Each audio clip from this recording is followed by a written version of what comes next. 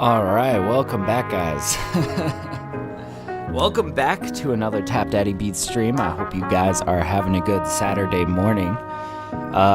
Today we're just doing a 3-hour-long studio session. Hopefully going to be a productive day. Just really got this simple goal, is making the best music that we can. So yeah, I'm excited to dive into it. I feel like these Saturday morning cookups have been really good studio sessions, you know? If you guys are curious who I am outside of YouTube, I am TapDaddy on all platforms. Go check me out if you're interested in the music. I just dropped this EP, Serendipity. That's what we're listening to right now. Go check it out. I love this EP. It's really just like all of the really jazzy, cool stuff. But anyways, we should just dive into it. Let's waste no time. Let's just get in with our first beat of the day. So let's pause that. Let's full screen Ableton. Ableton, get over here. Get your butt over here. Jesus, what's going on here? Okay, Jesus Christ. Okay, I'm already screwing up. Here we go. All right. Blank Ableton Live project. Let's see what we can make of it. Man, I think I'm just gonna blindly go straight into drums. I don't know. Sometimes I look at the samples first. Sometimes I lay something down first. I think today we're just gonna start off with some drums.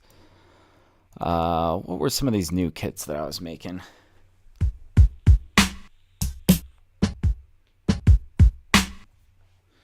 This could be good.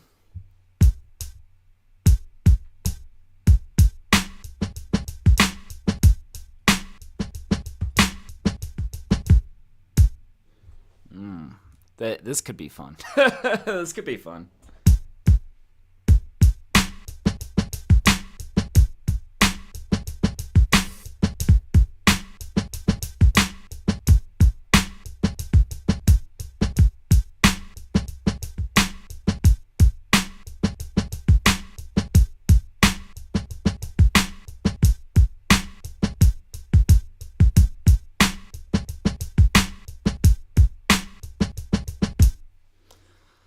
Cool. Well, we had some stuff in there that we could mess with. Kind of messing around with those syncopations on the, kind of snare fill sort of stuff. I like that.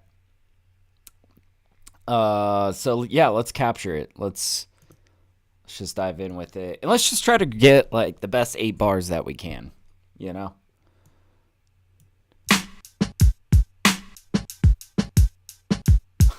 Pretty rough.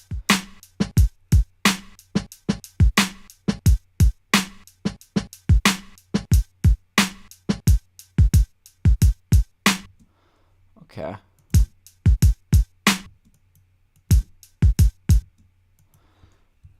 So that sounds like the end of a phrase.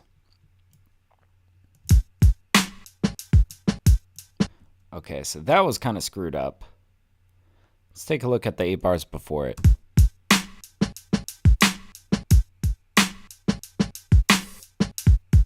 Ooh, and I liked that little, kept just kind of catching that open hat right there.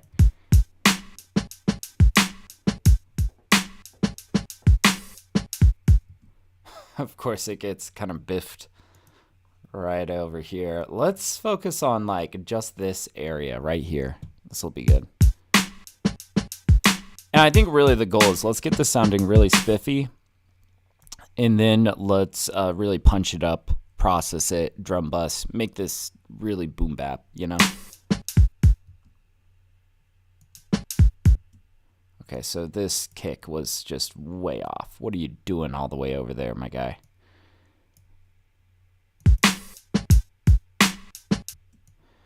And this can kind of get sorted out, you know? I'm not really trying to quantize this too much, but, we want it to sound clean. We want it to sound good. Oh, and shit, I didn't even see chat here. What's up, John Smith? How you doing, man? Yeah.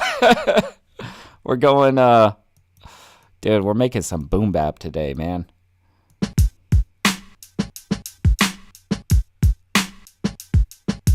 Okay. We're getting there. See, just kind of straighten these out. But I'm not highlighting everything and quantizing it. I'm just kind of trying to get it to sound a little bit tighter, you know?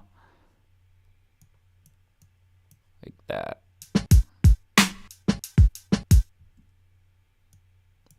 Slide these back a little bit. These were a little bit rushed. And we could, because we did have like a little,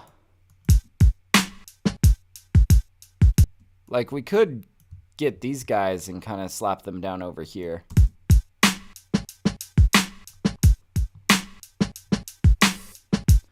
There we go. What's up, Calzone? How's it going, dude? How you doing today?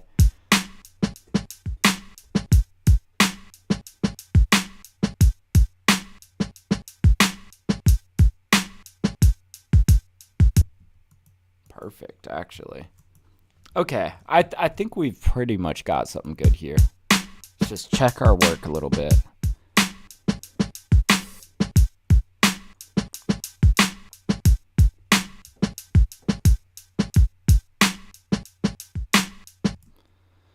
See, do we want to keep like all 16 bars, or do we want to just keep these 8 and really focus on making them sound polished?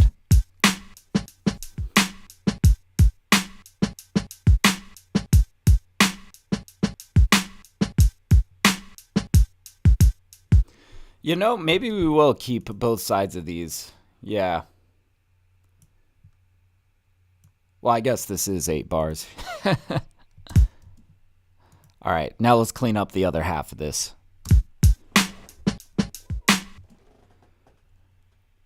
Get zoomed in here. Just kind of tightening it up. Doesn't need to be perfect.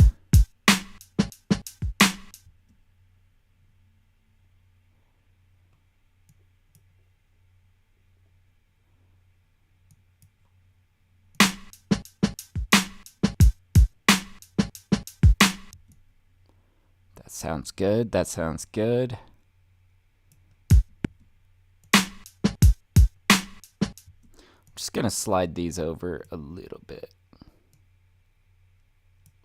There we go. Probably same with this guy. There we go. But yeah, Calzone says, I'm doing swell. I'm new to the whole music production thing. So I'm taking some notes. Good man.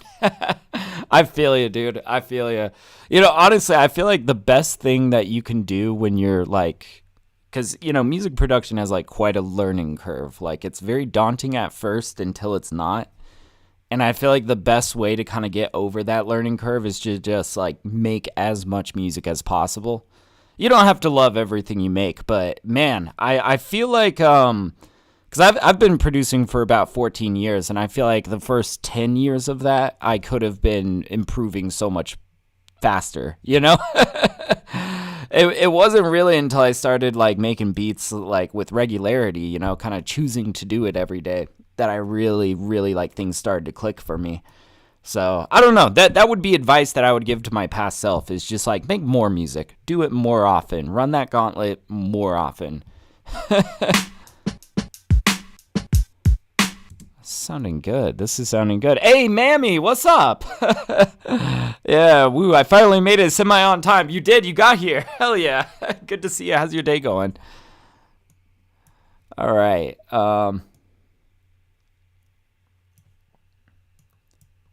Just kind of sliding these behind. I see that I was kind of rushing here. Kind of sounded rushed.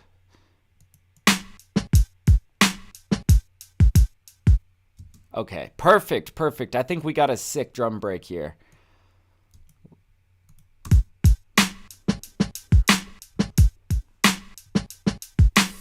Whew. All right.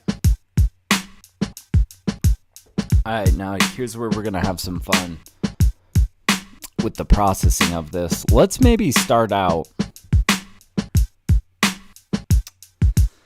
I know that I'm going to want some decapitator on this to kind of crunch it a little bit. And I'm going to want some LA2A, some compression to really make this sit fat. I'm not quite sure the order yet. We're going to experiment. But let's just go ahead and dive into it with decapitator from Sound Toys.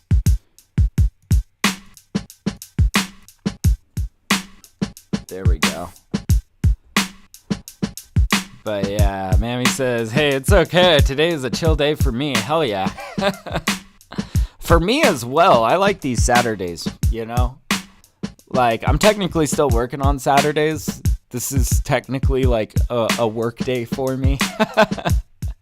But it's like one that I look forward to, starting off the day with a 3-hour session, you know? Oh. Now we got these kicks. They're kind of farting now. They got that, you know. That shit's good. All right, let's bust out LA2A.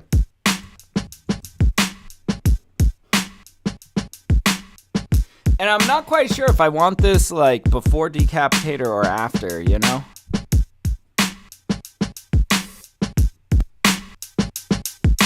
Oh, you can already hear.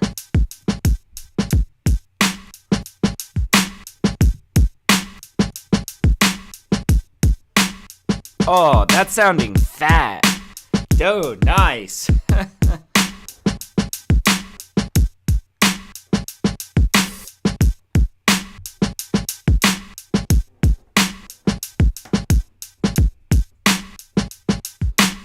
Alright, let's start figuring out what we're doing here.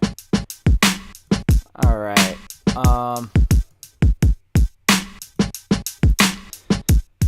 but yeah, I'm thinking let's maybe find some chords to chop or something like that, you know. Or I could lay down like piano. Let's just do that. Let's bust out a decent sampler. I'm gonna just like lay down some piano over this. I know of a really good, like, it's a bright upright piano. This is probably my favorite piano that I'm going for when I'm going for like upright piano. And this is free. You guys can go download this for free. This is off of Decent Sampler. It's a free it's kind of like Contact, I would say. And there's this one free instrument in here called Red Tape Piano. That's just like a really solid upright piano. Let's see. All right.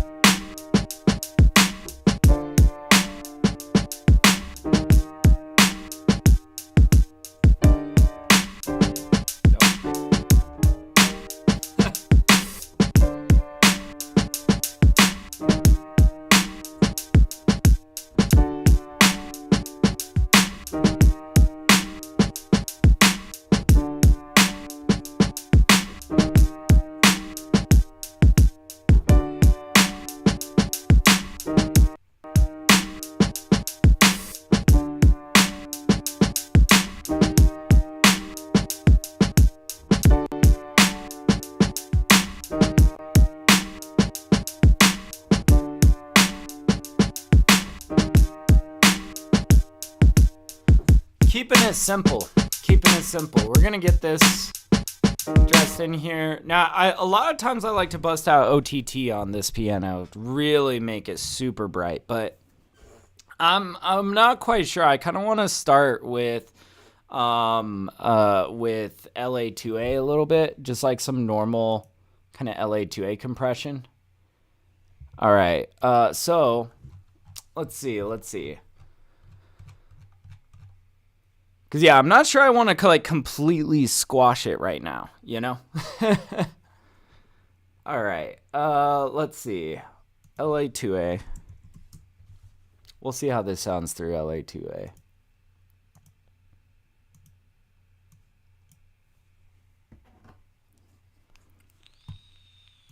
All right.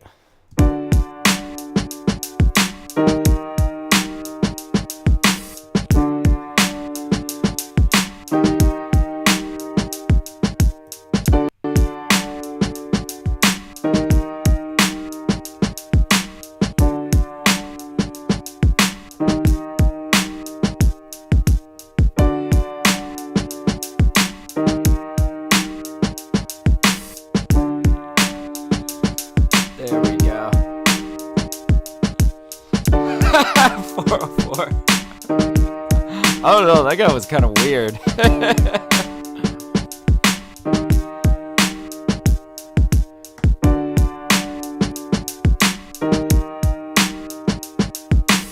All right.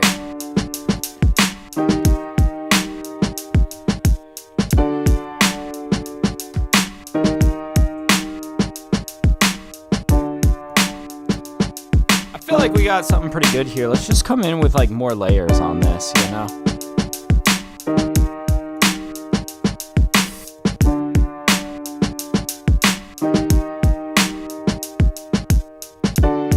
Maybe start just like toying around with some one shots a little bit.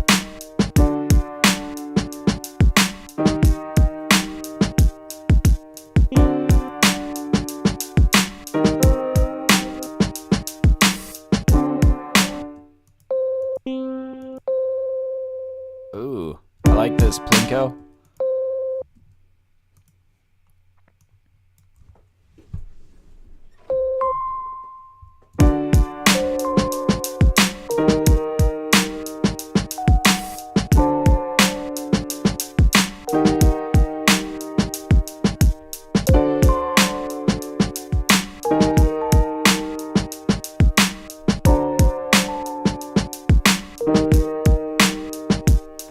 Okay, well, I liked the first, these guys.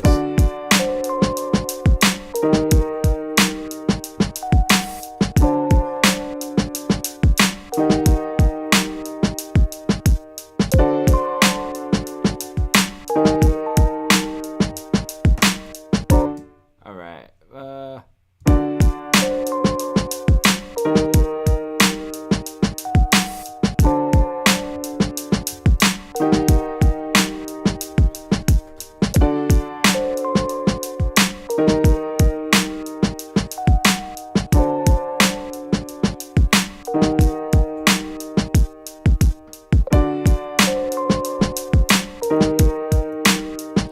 I'm kind of thinking on the second half of this, like maybe on the B side, we kind of vary a little bit.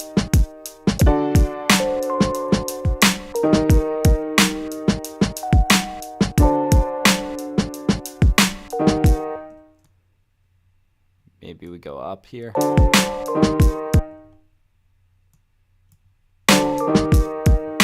There we go. Yeah. All right.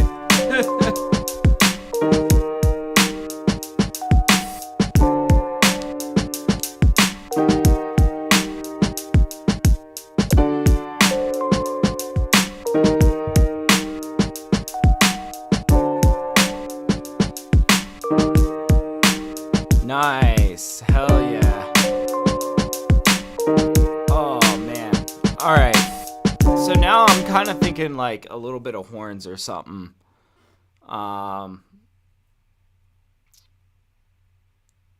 Yeah, like if we could get a little brass element in here. I don't think inverting is gonna, I don't know.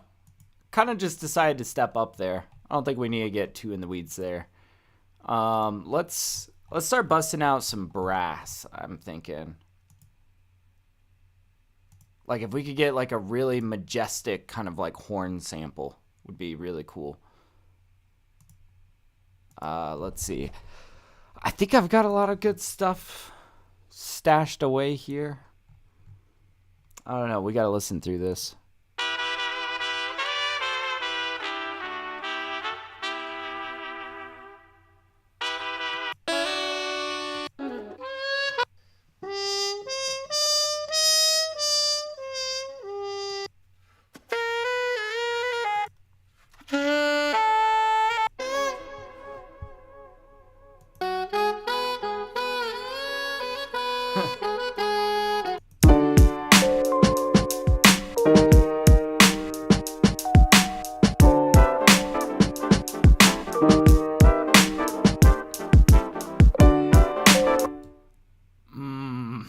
as kind of like walk down.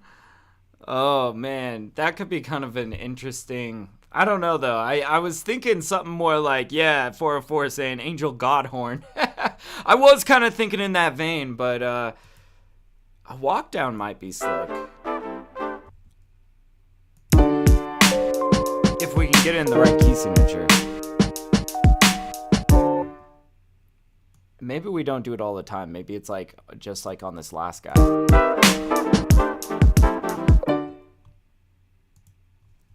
So let's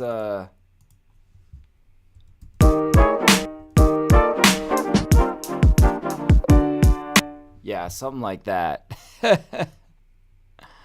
Let's bring this volume down a little bit. Woo! Okay. Yeah.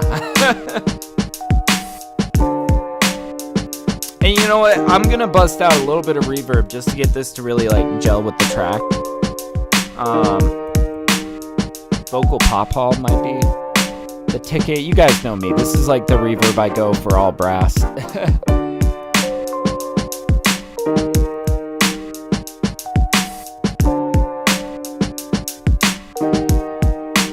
we go. Hell yeah, thank you, Mammy.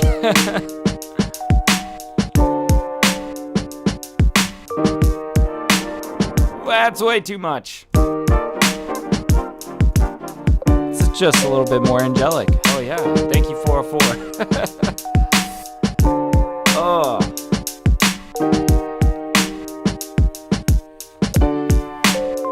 Now what if we decide to like drop out on this?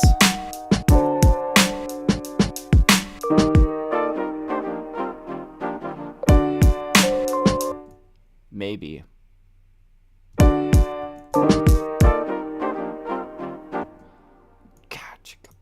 Okay. Oh, okay. I kind of see.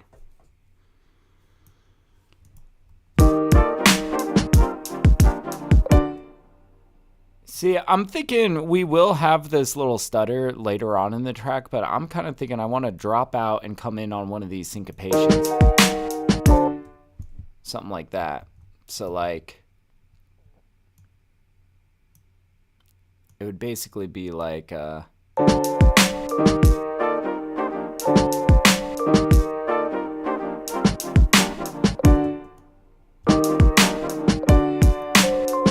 now that wrap around there doesn't quite sound as nice, you know? I feel like so much of, you know, what goes into making like really great sounding productions really does come down to the tiny details, you know? It's just like how things transition, how natural things feel.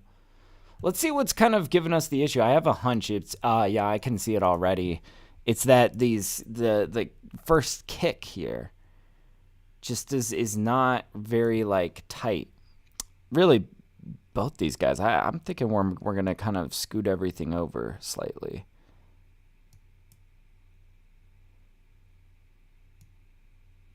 Yeah.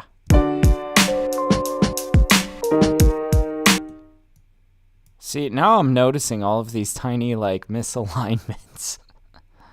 That's all good, you know? If we fix this first before we start really expanding outwards, we're going to be flying pretty nice.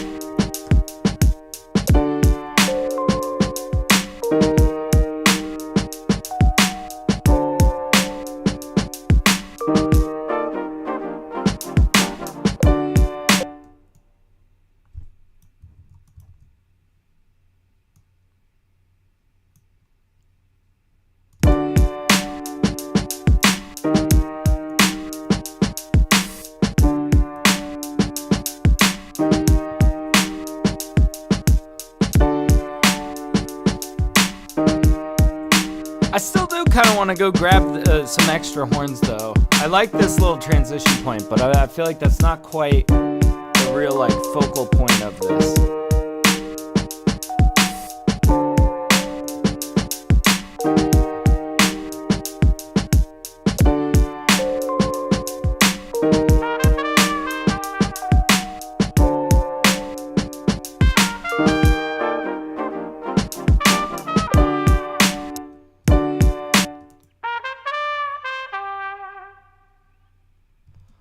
Oh, I've got kind of a fun idea.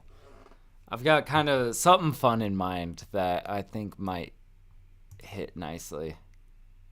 So let's find a good spot for like just this first little lick.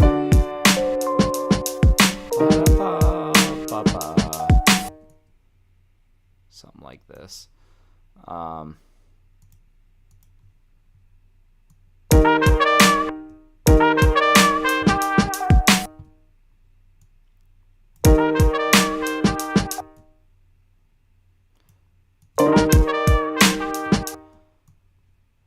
I feel like I need to get, yeah, like lined up kind of like this. Although I'm not sure about this pattern here. Maybe we bum, bum, bum. And I'm kind of thinking like it should stretch a little bit farther than that. Okay, so that's pretty much how we want it to sit. Let's make this note stretch a little bit, you know? Throwing on warping again. I just realized we're at 89.5 BPM. That's a gross BPM. Let's just make that 90. Okay. Hopefully everything isn't too off.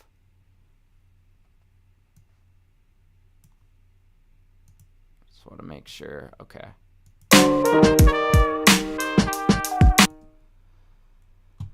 All right, so now we're going to take this guy. We just turned his warping up. And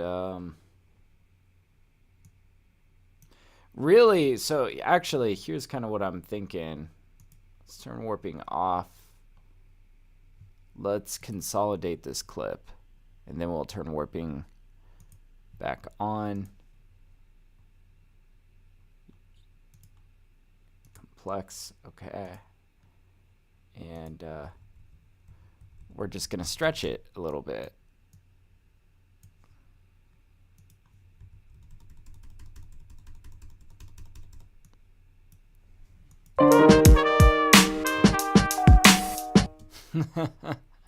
Getting there. That's awesome. All right, we're getting closer.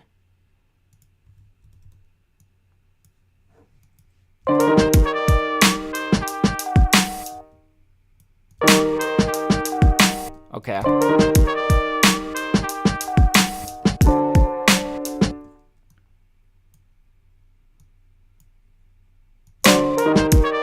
Now, I was kind of thinking it might be kind of fun to play around with delay bins a little bit. Let's go grab our delay plugin.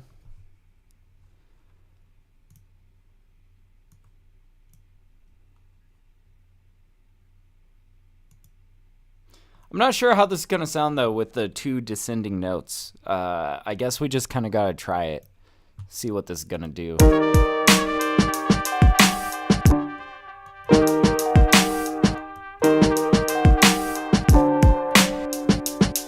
Oh, well, that sounds pretty slick.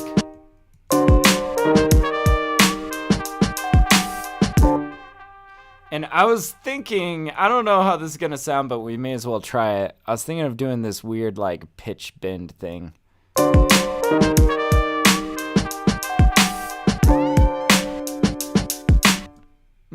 Maybe. I don't know.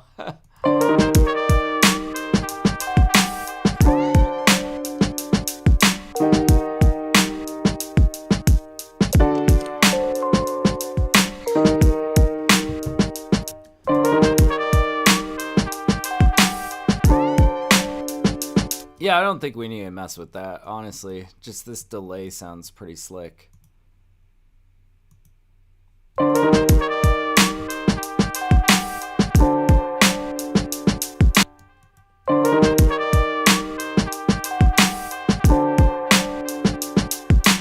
Let's just keep the delays in the center.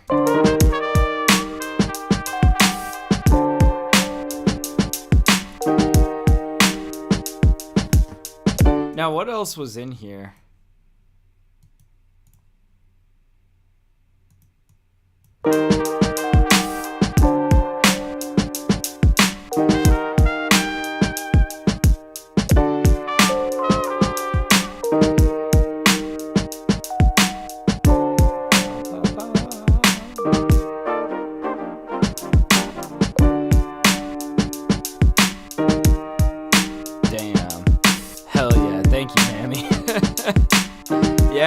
Digging it. And I think I'm gonna make use of these other like 2 little licks that were stowed away in this sample. That feels like that should be kind of the ending response.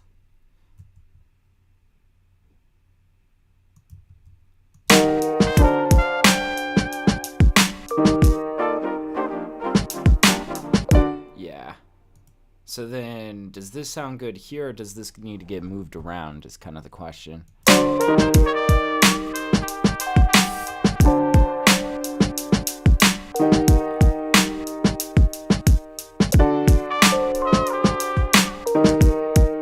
It could get a better spot.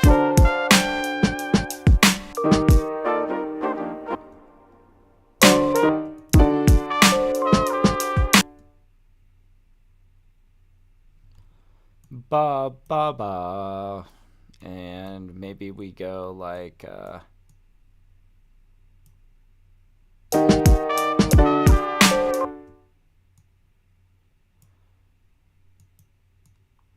turn back on the delays right here.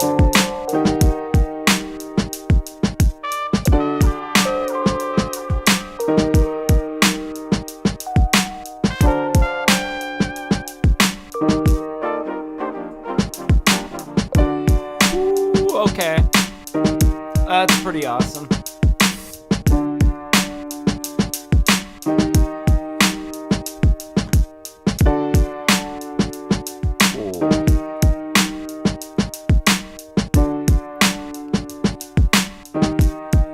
All right, let's hear that all together.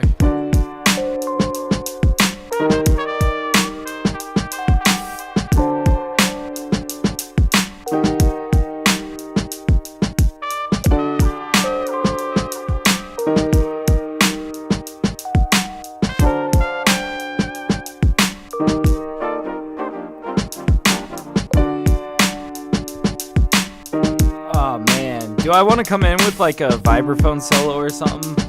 That could be pretty tedious, but I think it could be very well worth the while. I'm thinking either like vibraphone or marimba.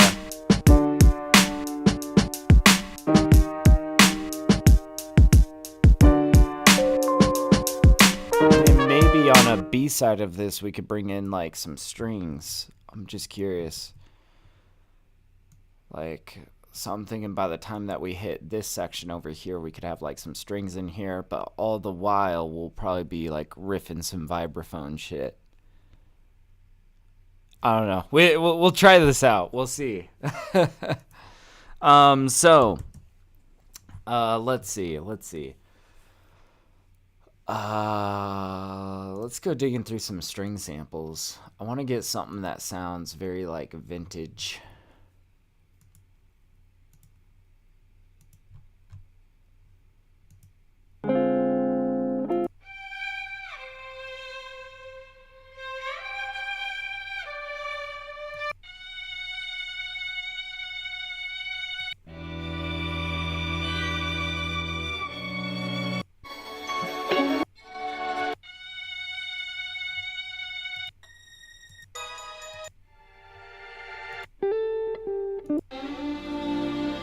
Thinking it's gonna be something more like this.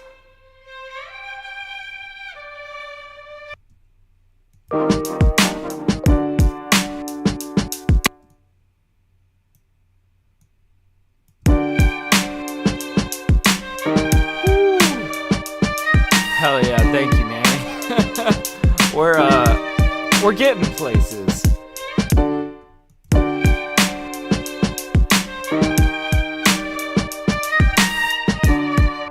I mean, it sounds cool, but I feel like this is too fast. Like, let's turn warping off and see what we're working with.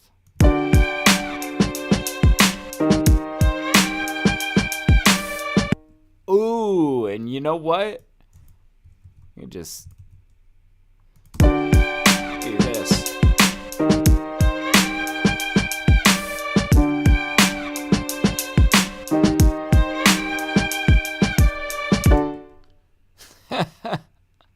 I think we're going to have 4 bars of these, but let's process them down a little bit, you know?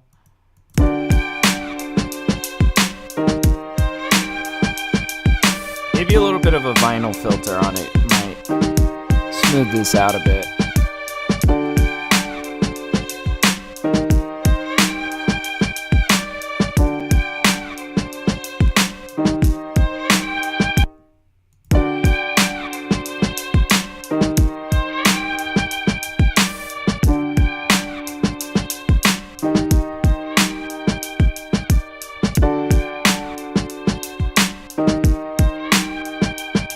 Okay.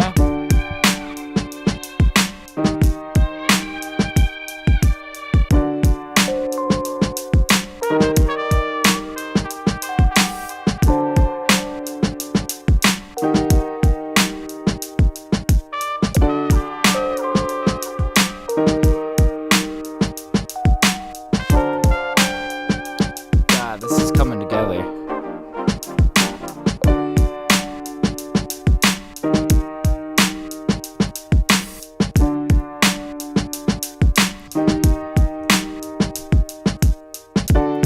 Alright, we're busting out BBC Symphony Orchestra, and we're probably going to do a marimba solo, I think.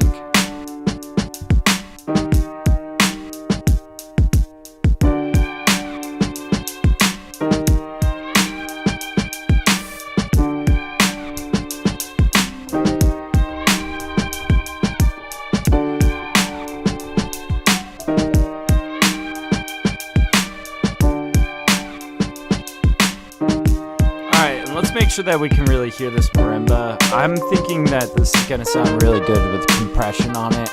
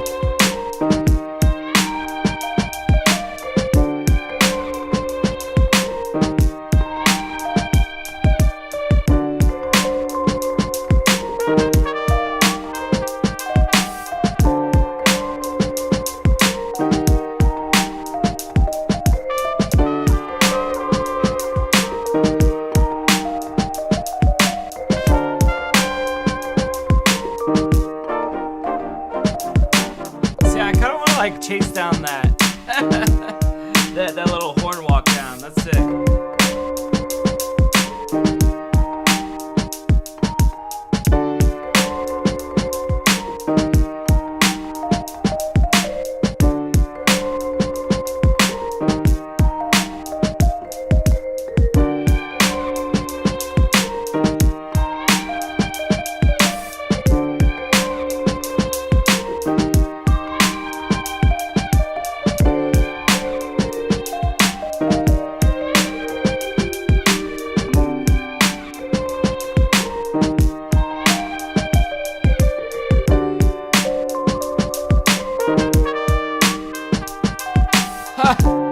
We like almost had something there. Almost had something there. And I feel like it might be enough for us to really work with. We'll see.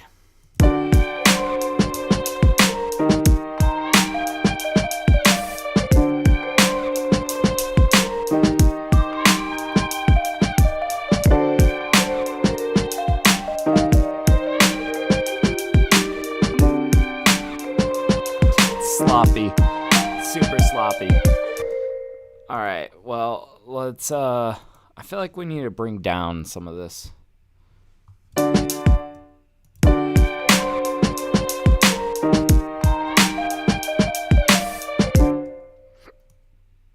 All right.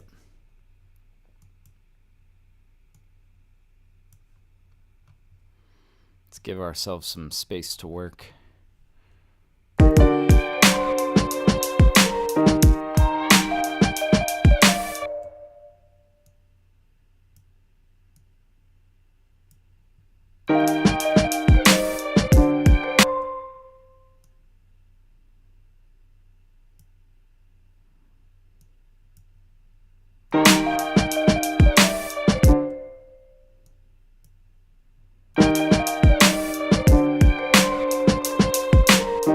Okay, so that walk down got fixed pretty much.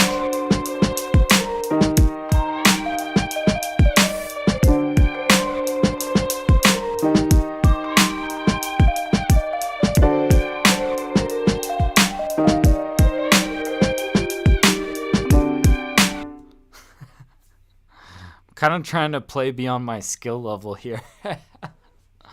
So I feel like whenever you find yourself in these positions where you're like, I'm trying to riff some nonsense that I'm not capable of playing, I think what can really kind of keep you objectively on point is just like, if you can envision how you want it to sound, then there's no reason why you can't get there. You know, you can sit at the piano roll and peck at it until it sounds exactly like you want it to sound. So, you know, if you're someone like me that is kind of a shit musician, but you have grand ideas, you know, you're like, it's kind of a good way of just, I don't know, thinking about these more complex sections, you know?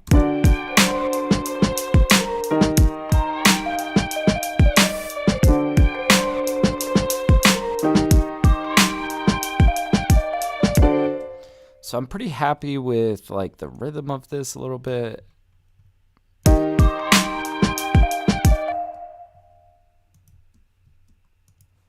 I just need to hear this against some metronome.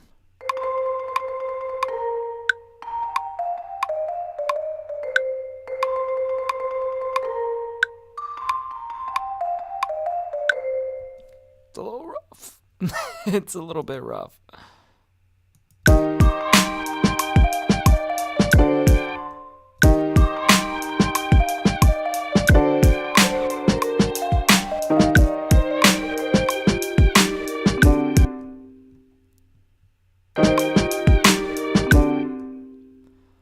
I think I want to turn these into quarter notes and slip in an extra note like right over here.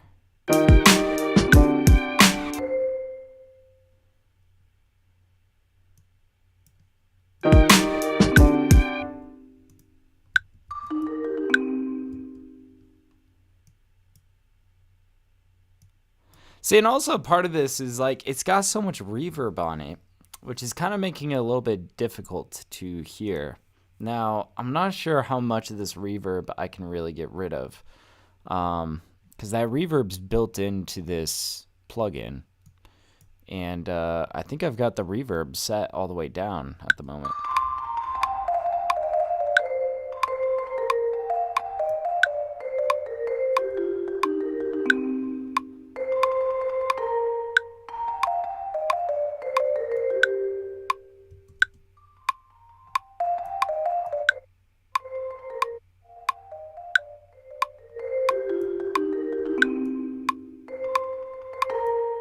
So that's dynamics and that's expression. That's interesting. And then this is reverb. So that's with max reverb. This is supposedly with no reverb, right? I don't know though. You know, what's kind of, here's a little workaround sometimes. I'm going to pull out a drum bus on these on these mallets, and I'm going to decrease the transients. See how that sounds, you know? So let's go into Ableton's drum bus. Here we go. And this transient knob is really what I'm after.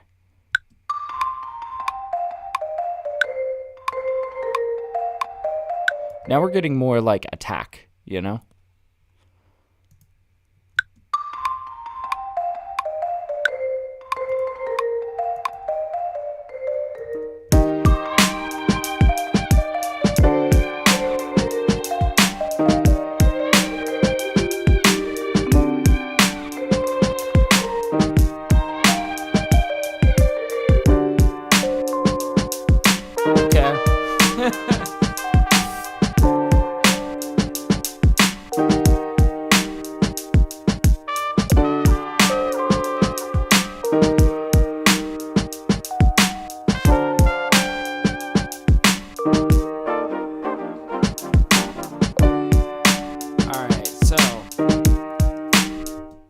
Let's actually do this over in this section so we can hear it a little bit more clearly.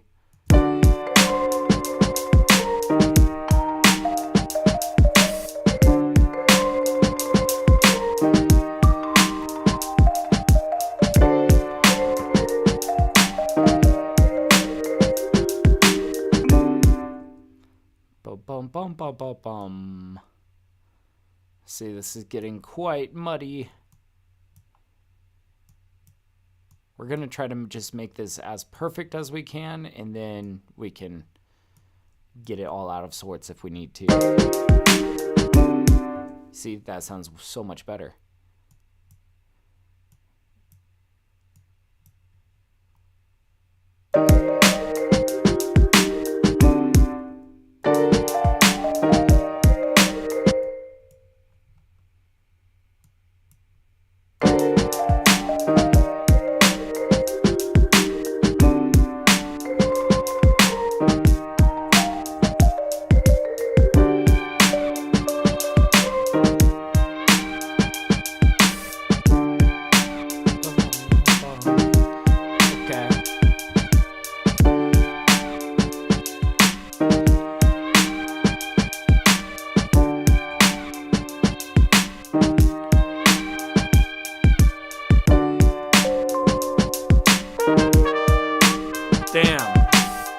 A sick kind of, I'm not sure if you would really call this a break beat, but like the syncopation in the drums certainly give it that break feel, you know?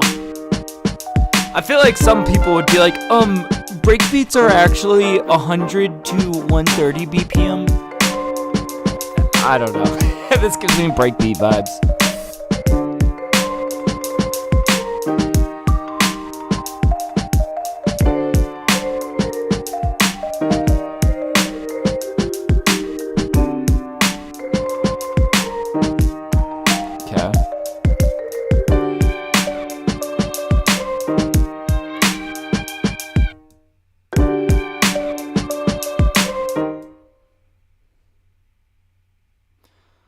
Okay, and I feel like I've kind of got an idea. Maybe I do want this to start here. Maybe even a pickup. You know, kind of like a dynamic, like we're gonna jump up.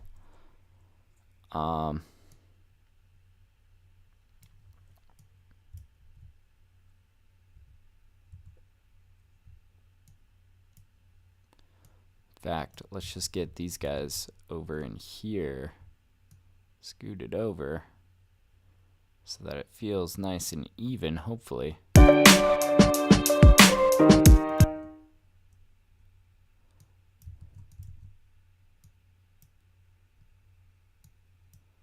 Just gonna eyeball it, you know? Okay, so here's the, like, really the idea. I want these first two to be nice and loud.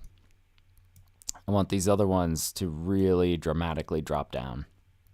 Now, we do have quite a bit of compression on this, so dynamics, you know, might not be the most dynamic, but we can certainly try. So also, you'll notice I'm kind of alternating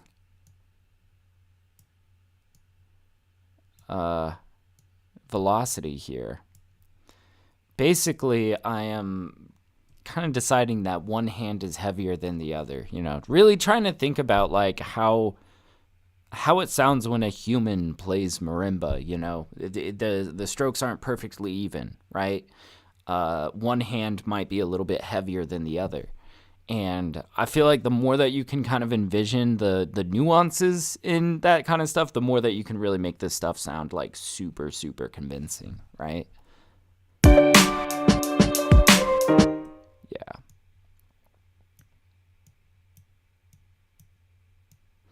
Sharp increase.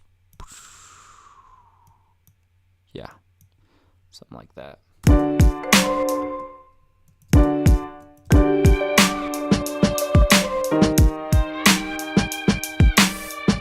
Ba-bum, bum.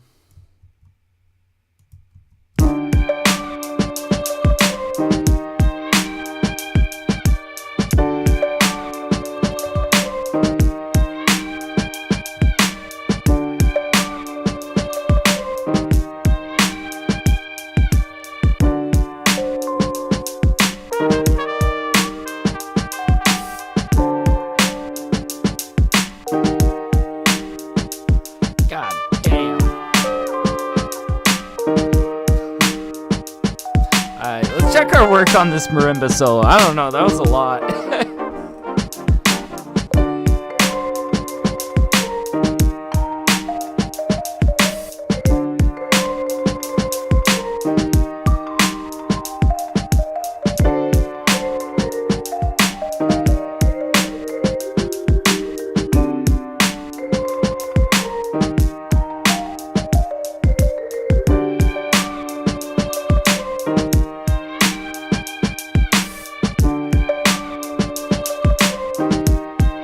What if we got like some scratches in between these marimba rolls?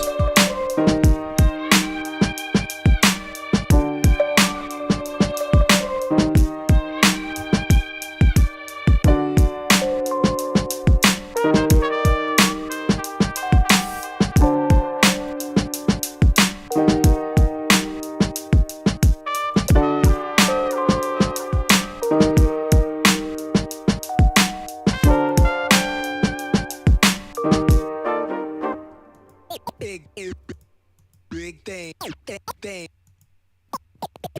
Big thing. We're just gonna slip in some stuff. Big things.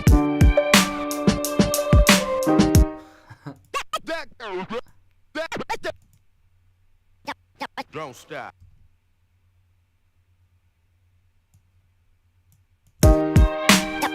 Don't stop.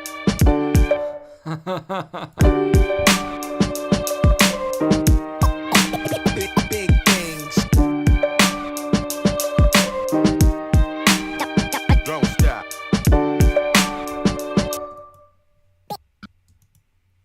Which one was this? This was Big Things 4. Big things. It's too much. Big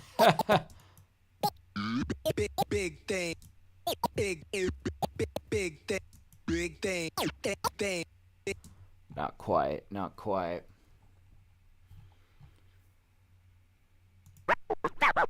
Back to the street. Bring it back to the streets. Bring it back to the streets.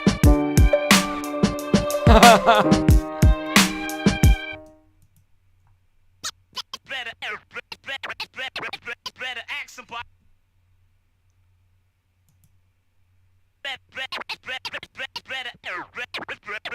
Better ask somebody. Nah, that's a little bit too long. Better ask somebody. No, that's perfect. Better ask somebody. Dude. Let's hear that. Big things. Don't stop.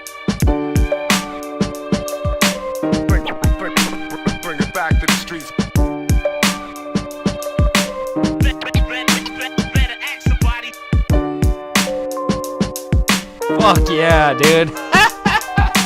That's so cool.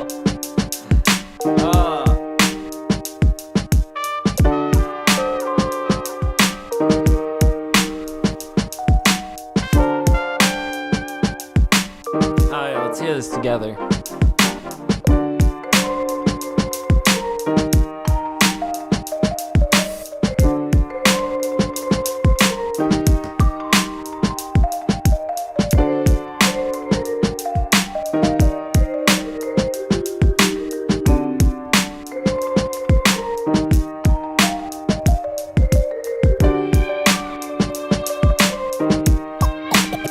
Big things. Don't stop. Bring it back to the streets. Better ask somebody.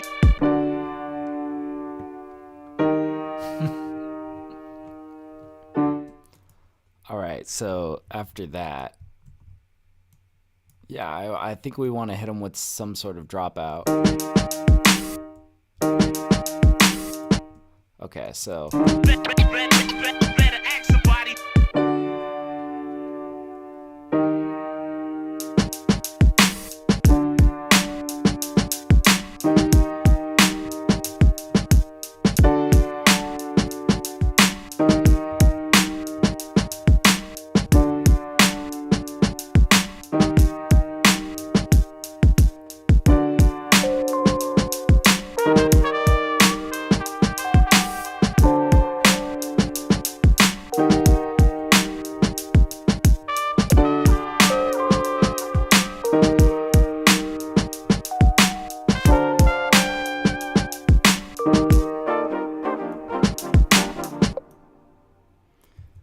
we'll like bring it in over here and start to fade.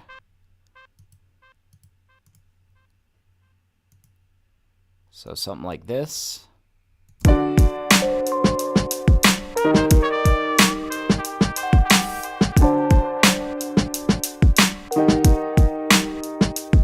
And then I think we just got like one more section to kind of, maybe two more sections to think about.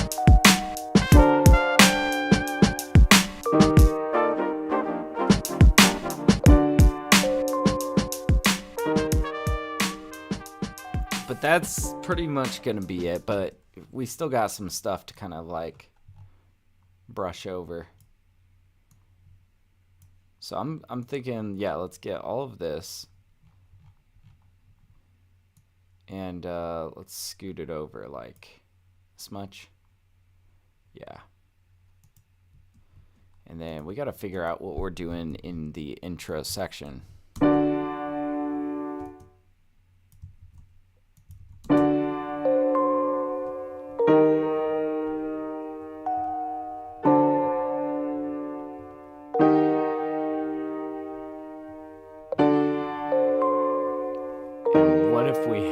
Like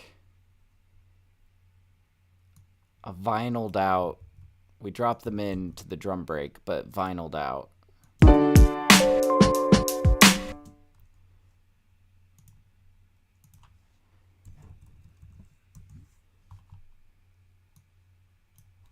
So we bring on this vinyl processor. Isotope Vinyl, free plugin. Go grab it if you haven't yet. It's pretty good.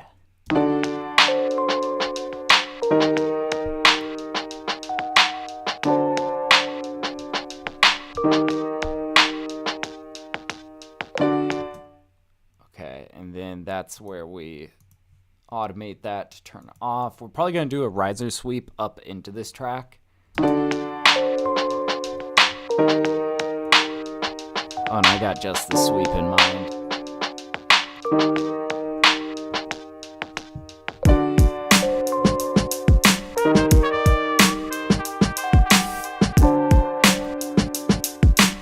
In fact, did we want to do that vinyl on everything in the beginning? Maybe we throw that on here and on here as well. So it sounds like this. Okay.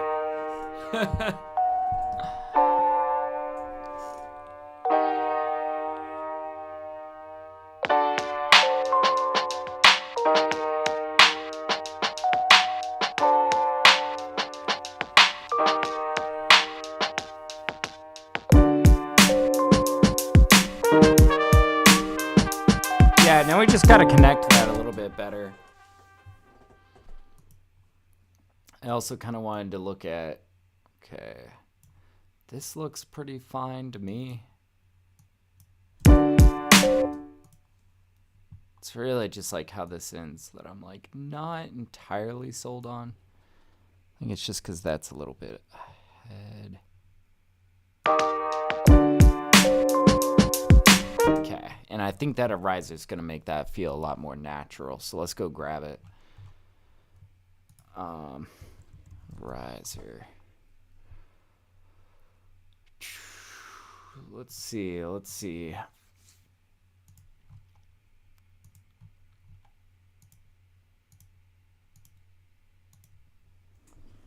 Yeah, I'm thinking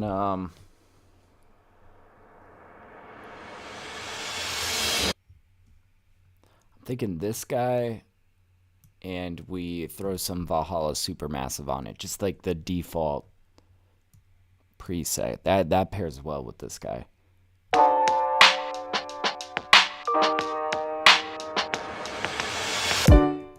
Okay, we gotta turn warping off. Get this dressed in a little bit better. Zoom in super close. Try to get this very nicely lined up. Yeah, that pretty much.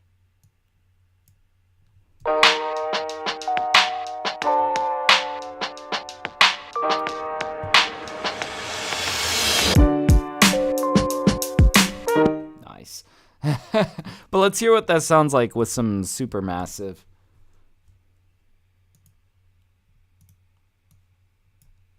All right. So I've just got the default like Supermassive, but I think that this is gonna sound pretty good.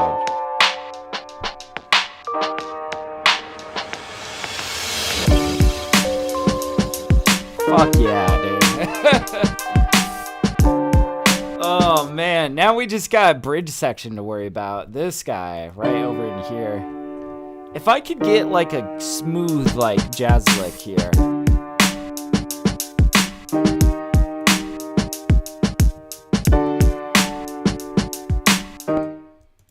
Let's go digging for it.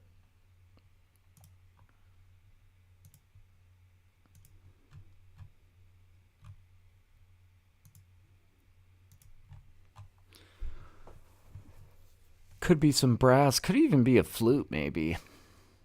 That might be kind of a fun way to expand out the arrangement a bit.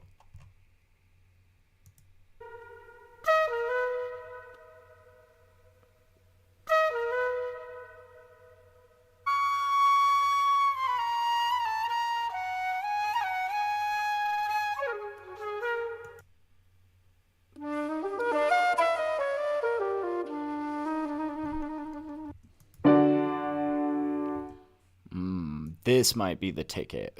Let's just hear this. I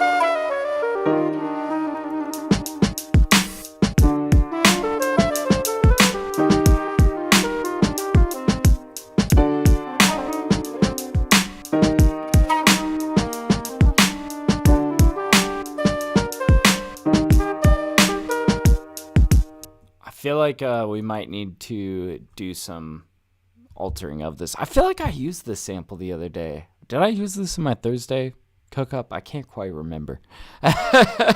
You know what? This is just so perfect for this beat, though. We're going to use it here. Why not? All right. Well, let's change the warping on this. Okay, that sounds perfect.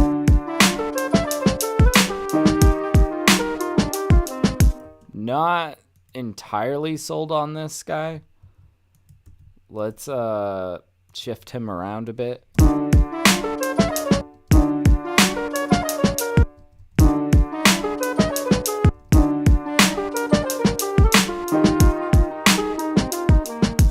Okay, that sounds much better 2 steps down.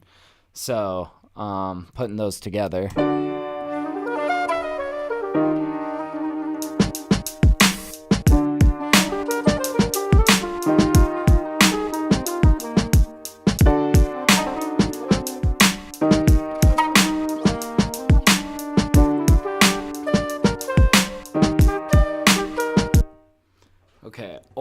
almost. And I think I like these. And we'll delay out those last two. You see, I remember doing this in a different session with those two notes right there. But you know what? This just works so well right here. Bum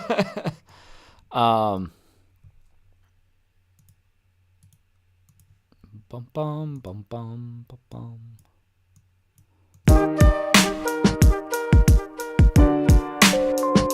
Yeah. Dude, this is so sick. This is actually like such a sick beat. Let's keep playing with it.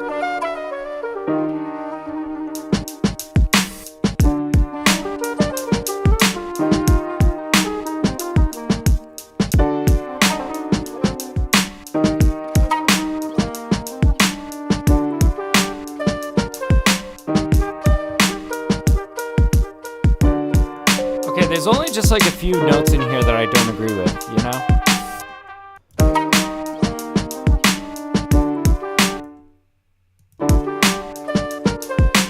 It's just these, you know? What's up, Cinnamon? How's it going? Welcome on in. Let's start pitching this around to see if we can get it to a more ideal space.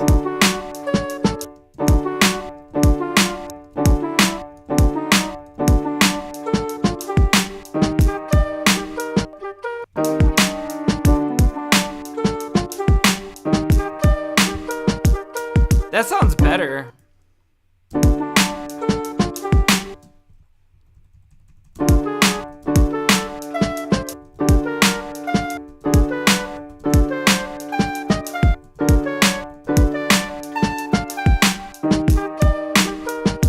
Going up instead might be the ideal choice.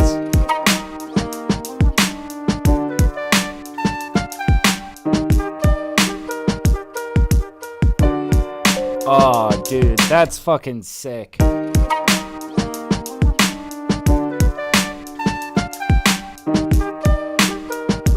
Alright, let's hear this put together. God damn, guys.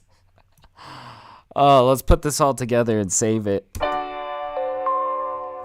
I think I'm on song 928, I think. I gotta see. Yeah. Dude, this is awesome. Yeah, Cinnamon says, drums sound good. How did you make them? I'll show you, yeah. Song 928, we'll call it. But yeah, basically these are all one-shots. Really, I kind of like laid down these drums on my MPC, right? So like, I laid them down here roughly, kind of slid them into place because they weren't perfect. But really what got these drums sounding like so like boom bap, you know, was a lot of the processing that I did on it. And it was really two things. It was a combination of Decapitator from Sound Toys. Here, I'll show you right over on this screen. So I had a Decapitator. This is kind of like a saturator, pretty fancy saturator from Sound Toys. I absolutely love it for boom bap drums. This is what's kind of giving it that crunch on the kicks. And then some compression to really make it sit fat. So like this LA2A compressor really like, really makes it sit fat, you know? Oh, hell yeah, you're rocking an MPC 1 Plus? God damn, nice. I've just got myself a little MPC Studio 1. It's not Studio 1, it's just an MPC Studio. I don't know, this is like one of the cheapest MPCs you can get on the market, but it does the job for me, you know? I love it.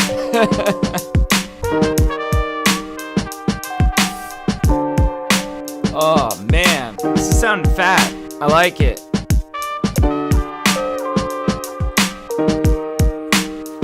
All right.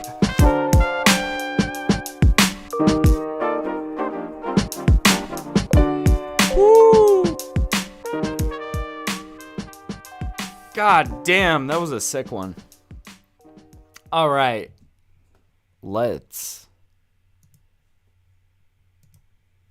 new live set. It's going to be good. All right. I think I'm going to go grab a little bit more coffee before we dive into this next one. So I'm just going to go walk to the coffee machine. I'll be back in 30 seconds. Let me get some tunage playing for you guys in the meantime. We'll let Ableton load. I'm just going to grab some coffee. I'll be right back.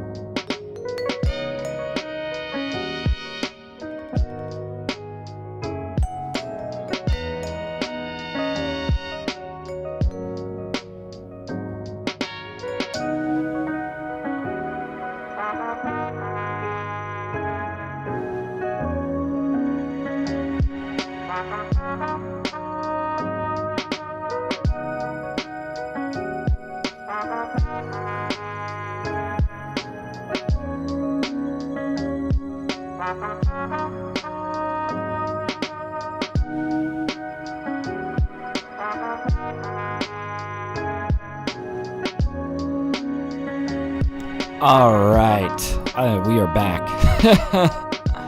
All right, but yeah, Cinnamon says, nice to hear a young cat making some boom bap. Tired of the trap beats. No, I got you, man. I got you. I don't know, man. It's like really something about.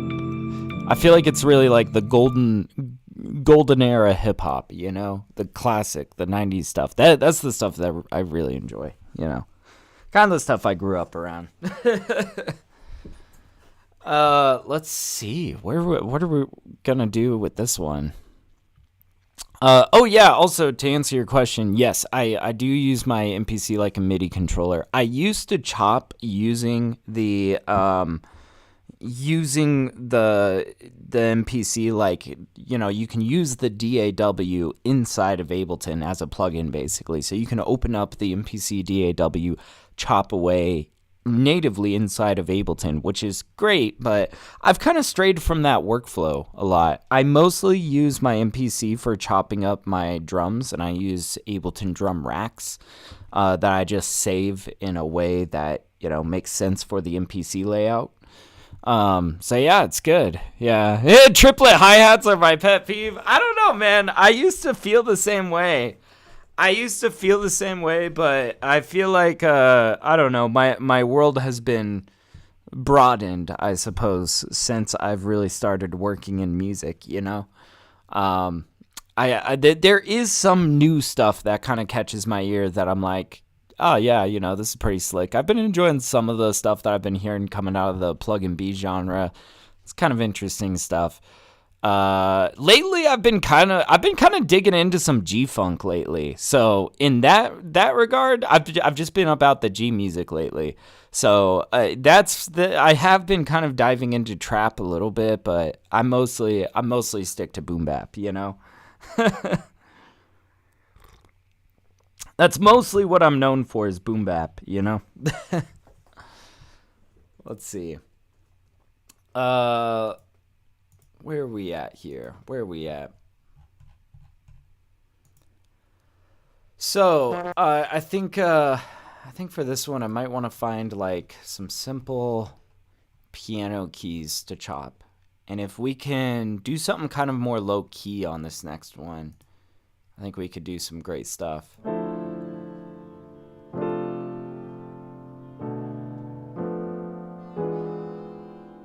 And there's kind of this trumpet in the background here. Very noir-esque.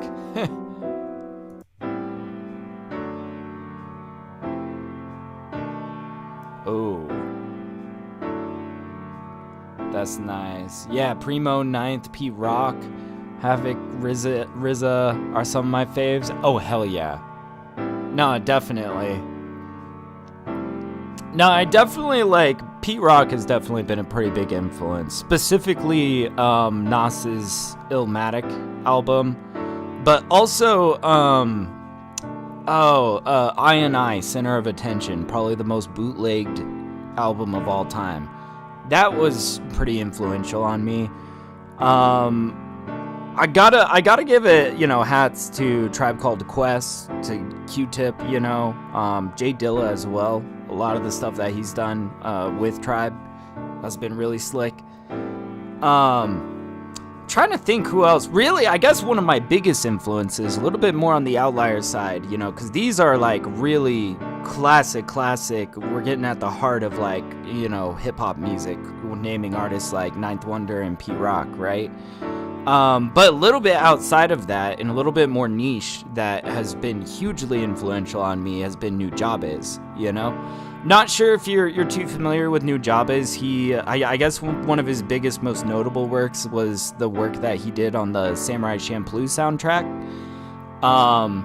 Which I love it, I feel like a lot of the Japanese producers kind of have a little bit of a specific style, and I think that it's really rooted in the difference between, stylistically, between the sample material that is between American hip-hop and Japanese hip-hop. Over in Japan, they are huge appreciators of jazz music.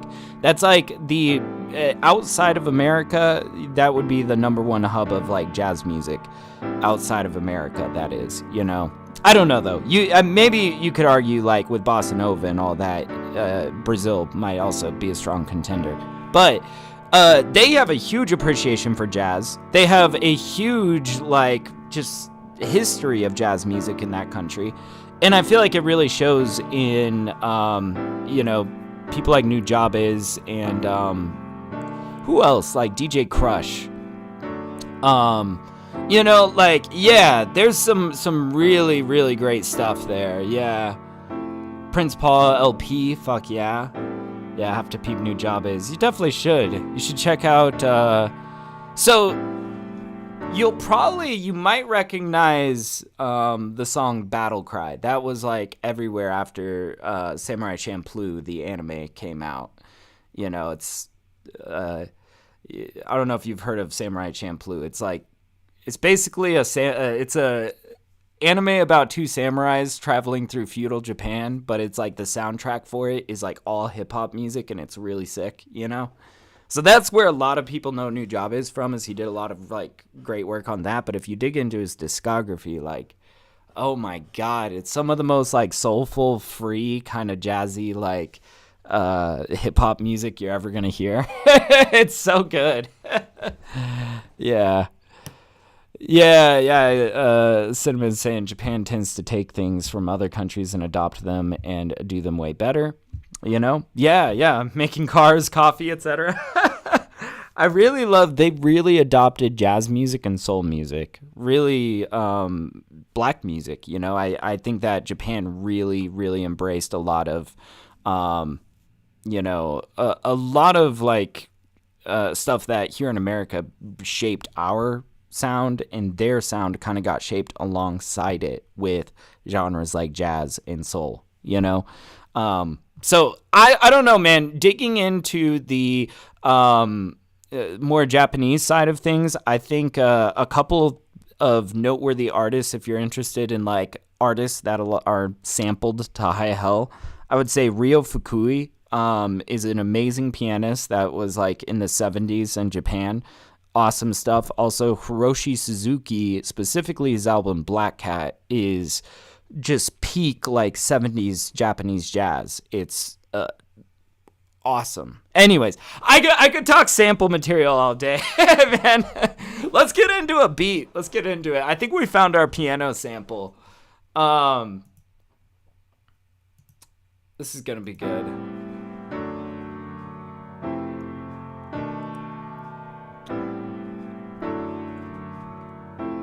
I think that'll be pretty solid. Let's get some like low key boom bap drums going in here.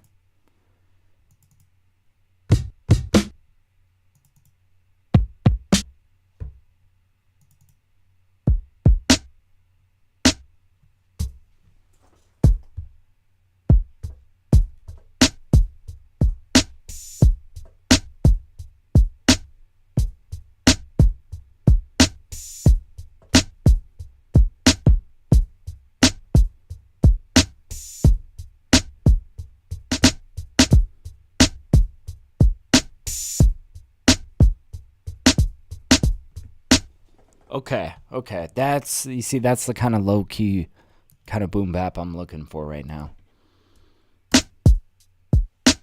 There we go. Yeah, I got you. Reverb on the snare, and then a little secret about that as well is if you really slam it through a compressor after that, it can also do some pretty cool things. This one I'm not gonna try to muddy it too much though, but I do that a lot. Yeah. All right, let's find our downbeat. Yeah, there we go.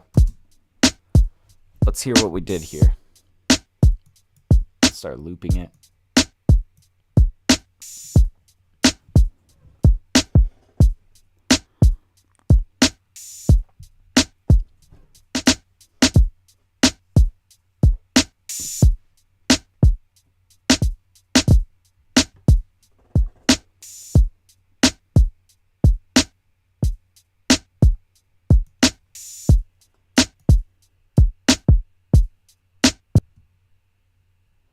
Okay, I want to slip in an extra snare there.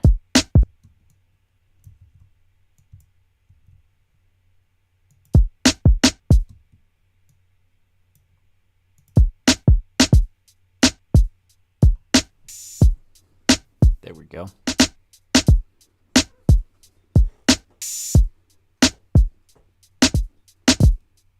Okay, now we gotta just fix up this end here.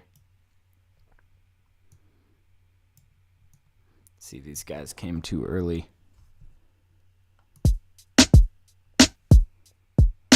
And that wraps around pretty nicely. Let's just have a look at these guys. Yeah, they're pretty snug up against there. Kind of tighten that.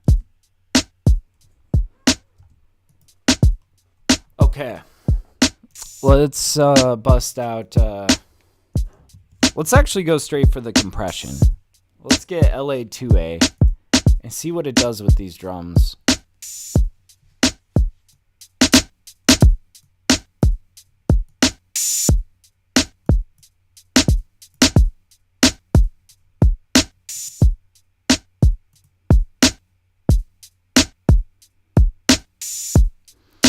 It's sounding pretty good, although I do think I want to crunch it up a bit.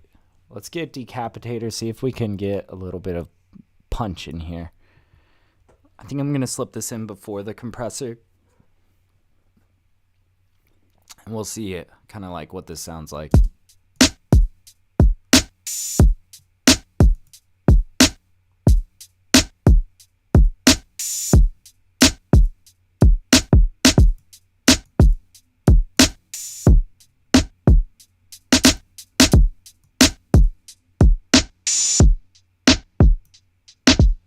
Maybe something like that. Oh, no, you're good, Cinnamon. I appreciate it. Nah, I'm always down to just shoot the shit, man. Kind of the point of these streams. I like it being a little bit more open-ended, you know? All right. I'm kind of liking, cutting that a little bit.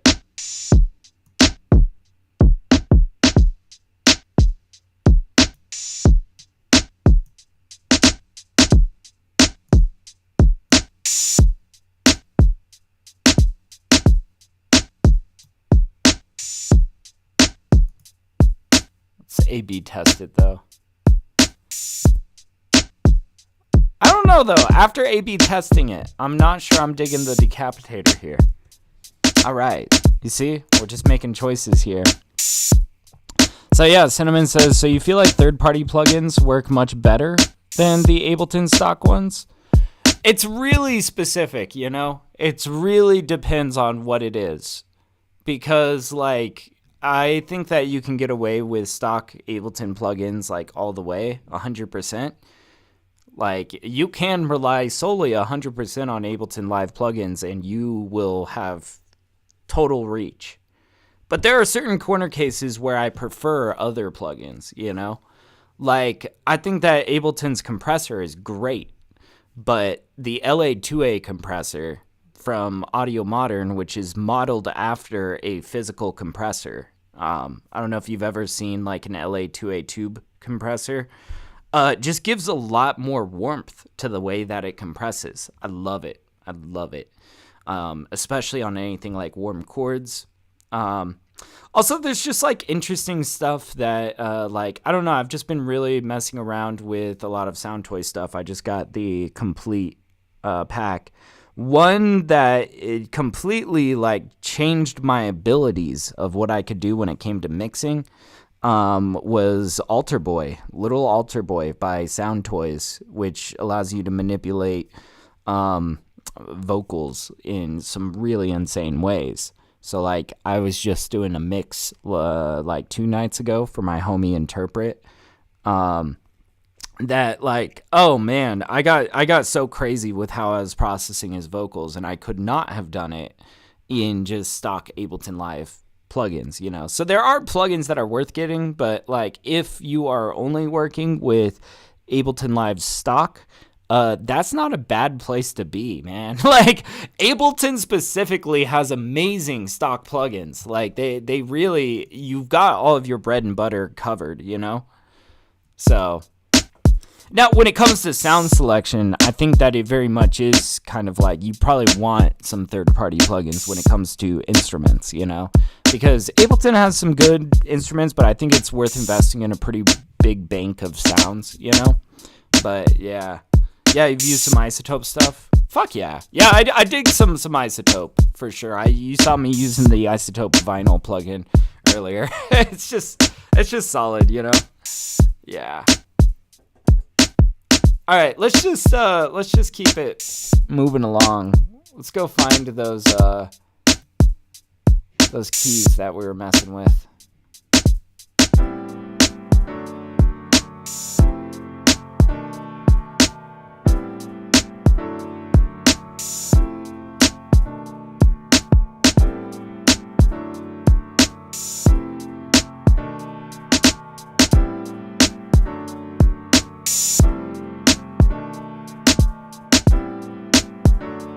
Maybe. What else we got here?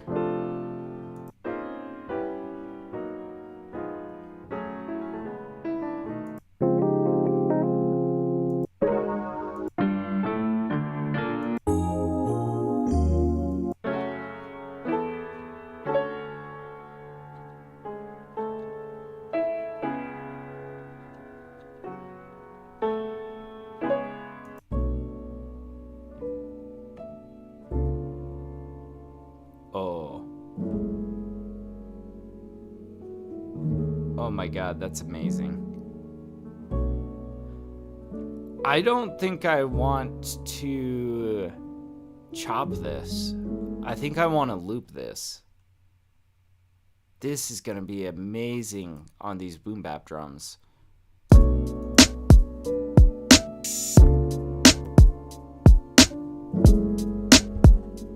Oh my god. Yeah, biggest struggle being bass lines. I got you.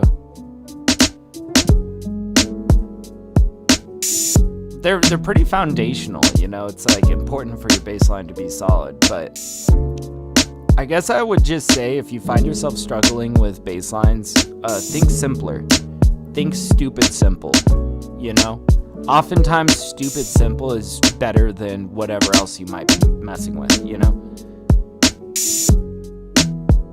But for now, I'm not sure I want to bring in a bass. I've been doing a lot of tracks without basses. Not every song needs one, you know? Sometimes I really enjoy having the space in the bottom. Yeah. Yeah, so Cinnamon says, like I've tried using LP filters to make them. Oh, okay, I got you. So this feels like it's got an upright bass underneath it. I'm not sure if that's what I'm hearing. You see that bottom note? And I like the subtlety of it. I'm not sure I want to like mess with it too much. Yeah. Yeah, Simon's like, yeah, I get scared to just play on the root, on the one, and call it a day. Hey, sometimes that's the vibe, man. Sometimes that's the vibe. Alright, let's make a super pretty chill hop track. I want this to be beautiful.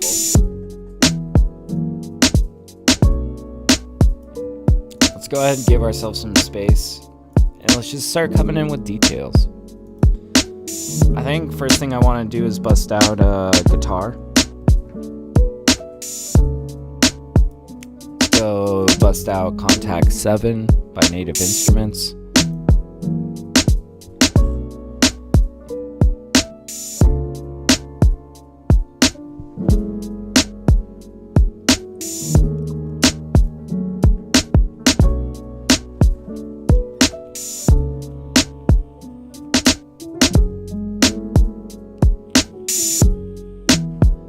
This is so beautiful. I feel like this is a really good starting point. I really want to like flesh this out. I think we're going to be spending a good amount of time on this beat. No need to rush things, you know?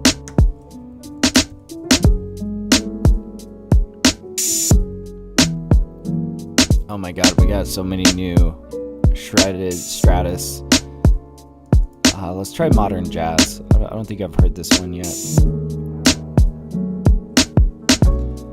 But yeah. So what level do you shoot for with the drum bus? And then what level do you put the piano loop at? So I don't think in terms of arbitrary levels, and I would highly advise that you don't either. It's entirely dependent on what's going on in the track. And, you know, honestly, like, you should just use your ears.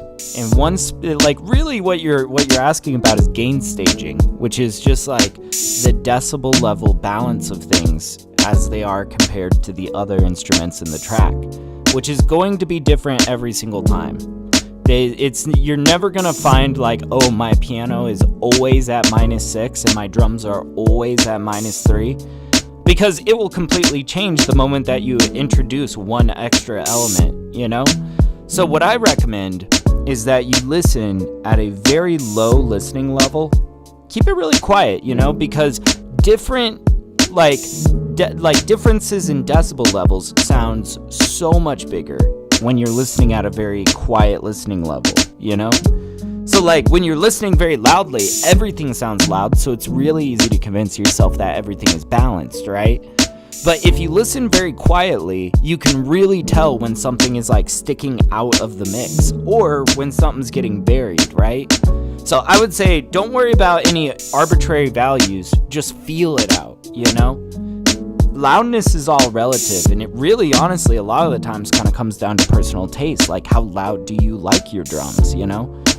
How loud do you want the piano, you know? For this one, I might go a little bit louder on the piano than I normally do because I like the warmth that it's giving this track, you know? In fact, speaking of relative loudness, I feel like, yeah, I want to turn up this piano, but we're at our loudest, so instead of turning up the piano, let's turn down the drums. -2 dB, hell yeah, okay.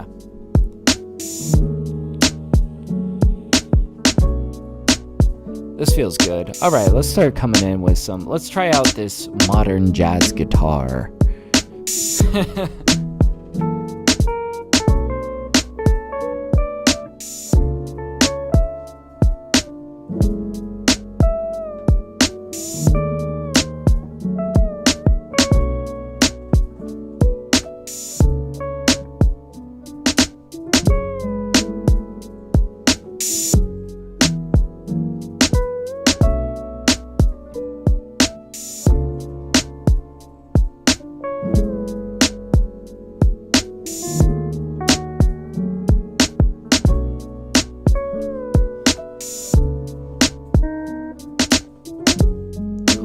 I think really I already kind of know a little bit of what I want to do here. I want to get a little delay action going on this guitar. And we're probably going to ping pong out this delay so it kind of touches the sides. Alright. Yeah. Let's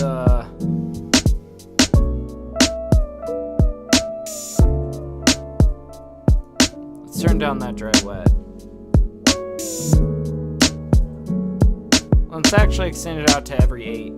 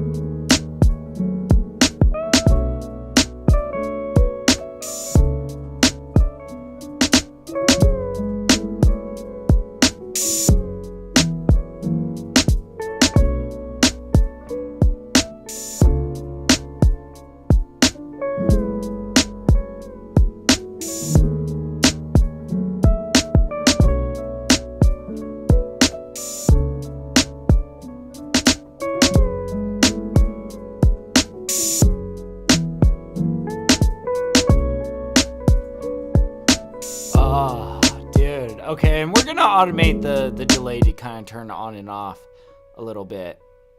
Oops, I got everything captured. All right. So I think it's gonna be something like.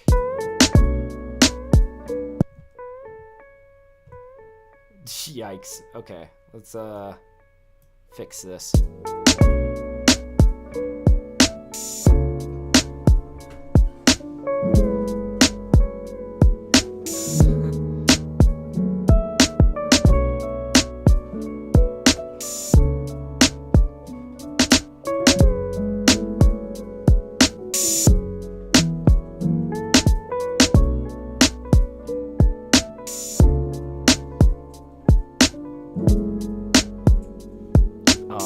This is so beautiful.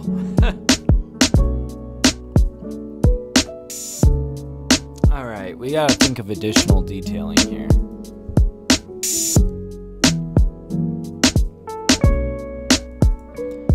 Let's start throwing down MIDI tracks. Let's just start pulling out sounds. What I would really like in the long, grand scheme of things for this track is I would like to come in with a lot of very small parts that interact with each other, you know? I highly would encourage to you guys to try playing smaller parts with each instrument, you know? I think that when you are more sparse with what you're doing with an instrument, you leave yourself more room for more instruments, you know? And that sort of interaction between all of these different sounds, I think, is what creates something that feels very nuanced and fleshed out, you know? God, this is so beautiful. Oh my gosh.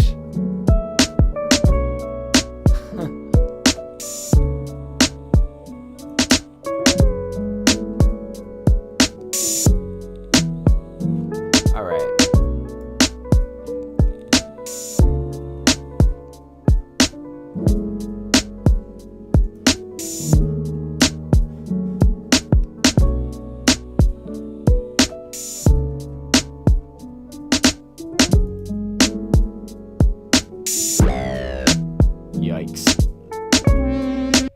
I want to find something kind of fluty, if that makes sense.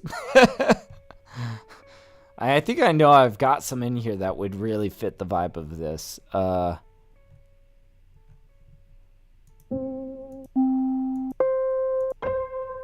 I'm curious. Well, I just had an idea for a bass line, Cinnamon. I was just thinking, well, what if I did some low-key kind of like donk? Okay, this is going to be kind of a weird one, but bear with me. Bear with me. This might be cool. This might be cool, or it might just totally not be the vibe.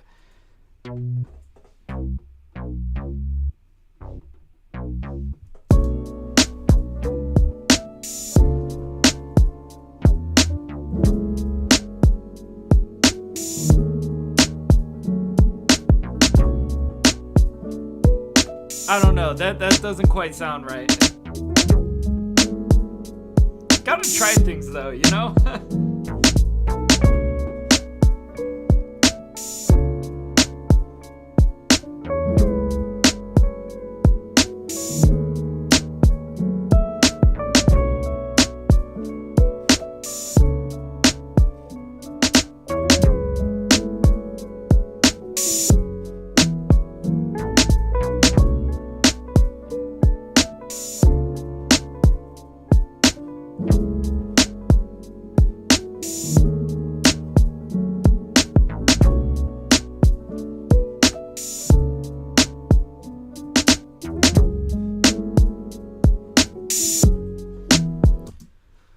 All right. Yeah, that's probably not going to be the vibe, but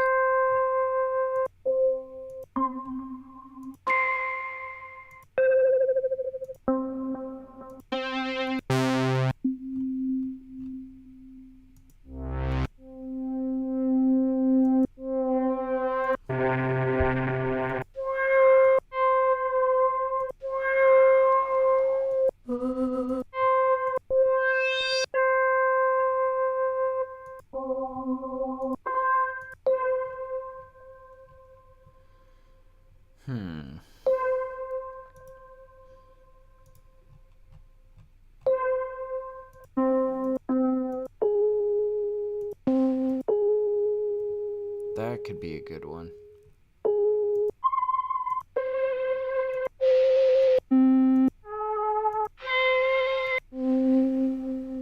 Okay, now that's like a perfect fluty sound, you know? All right.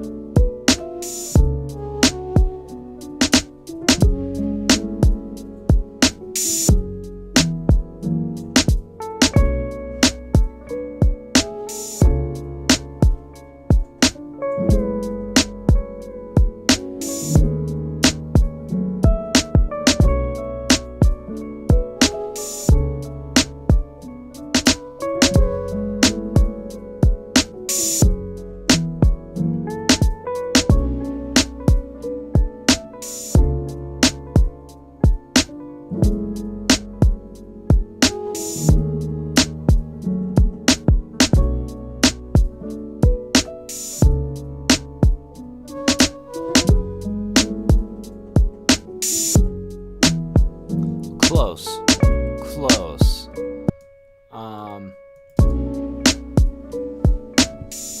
Something like this. We might move that first note.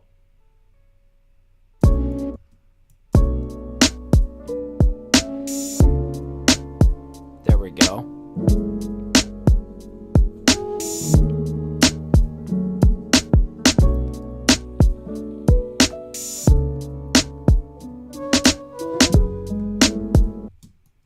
If we scooted these back a little bit. Yeah, something like that. And then how would that sound in this section with the guitar counterpoint kind of stuff?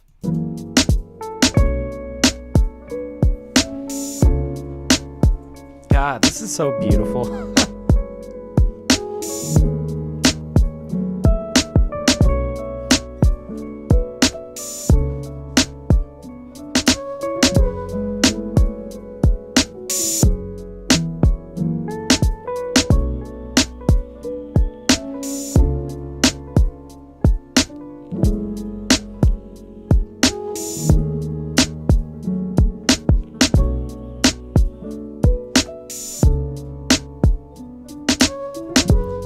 still have so much room in here to fill it up with rich detail.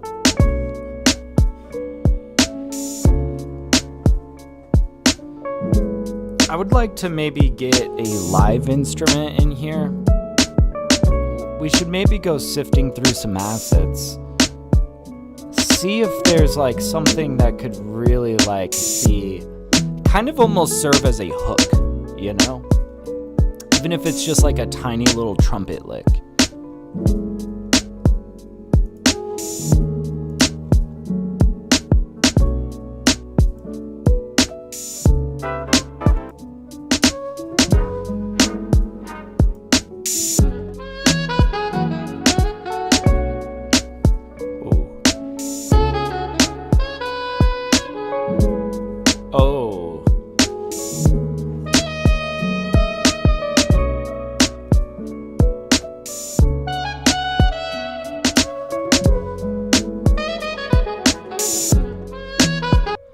Oh my god, you know what I really like about this is that there's space between each of these phrases, right? So that really is super inviting when it comes to like counterpoint stuff, which as I said earlier, you know, I want this to be a song with a lot of counterpoint melodies in it. So, yeah, I'm thinking that's kind of the vibe. Let's pull this out. Complex. Let's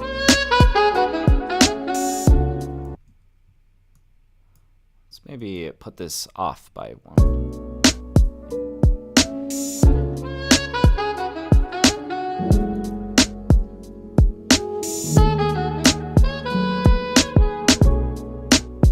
And we might need to pitch this a bit.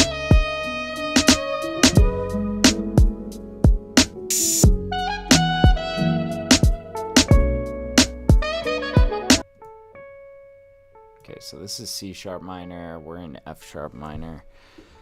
So if we're going from C sharp minor to F sharp minor, 1, 2, 3, 4, 5 steps up, maybe though. Sometimes it doesn't work though, even when you do pitch it, right? Oh.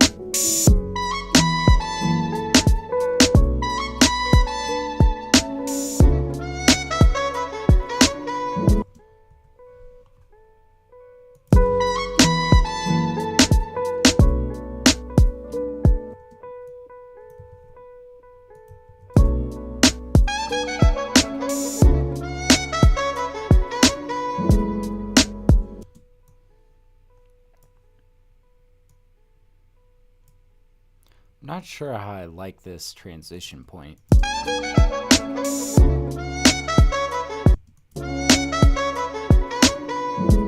maybe on this first one, we just start on this note.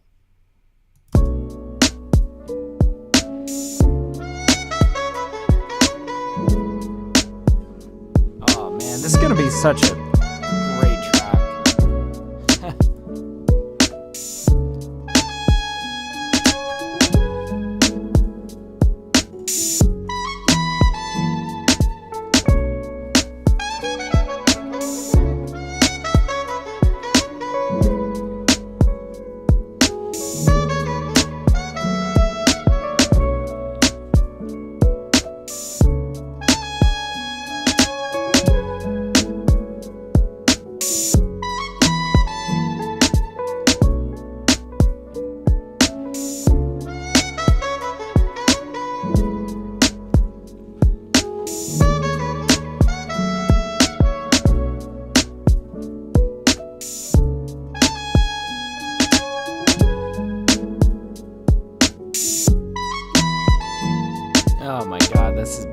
Now I want to come in with more detailing.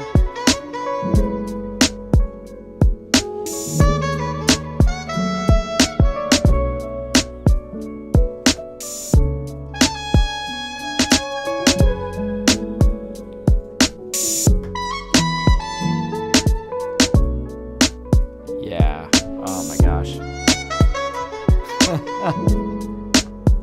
This was exactly what I was looking for too. I was telling you guys, like we need like a focal point, something that's gonna really capture people's attention. Ah, man, that's awesome.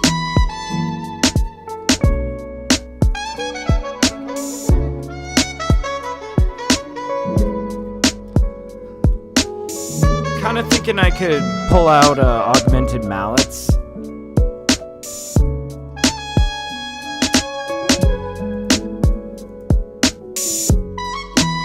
Yeah, why not?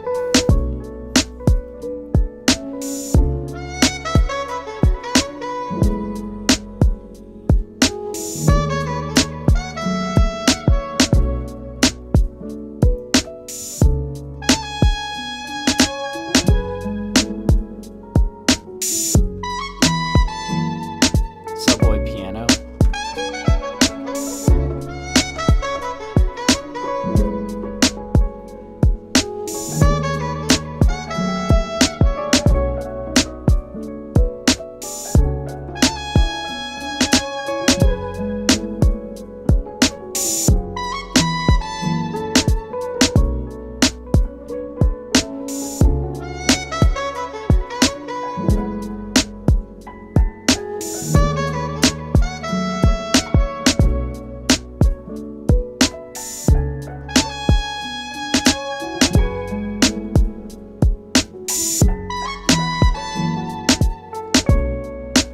Oh, I liked just that walk down. Just that walk down.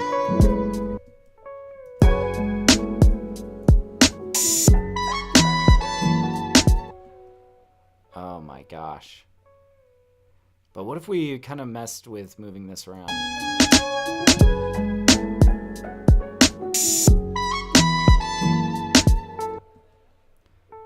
See, we're starting to really get into this counterpoint.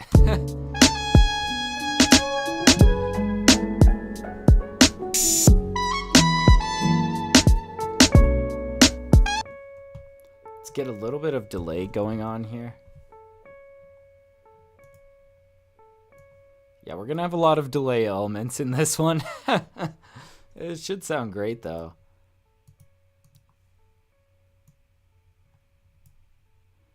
And I think we'll delay right here. All right.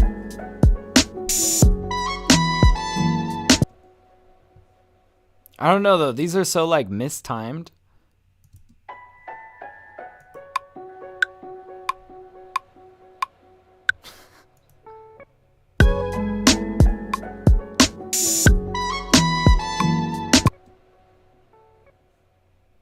Let's see if we can mess with that a little bit.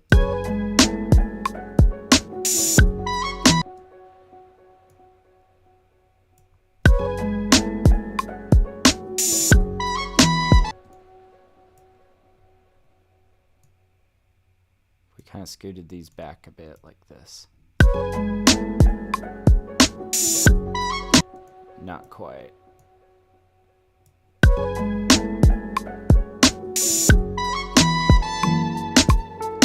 Okay, that's a little bit better.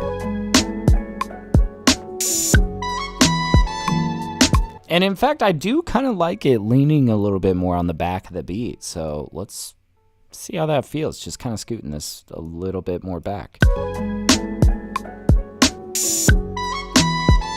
Because you see, whatever syncopation we get here in these two notes is going to be amplified by the delay. It's going to be reinforced by that. So that works out pretty nicely.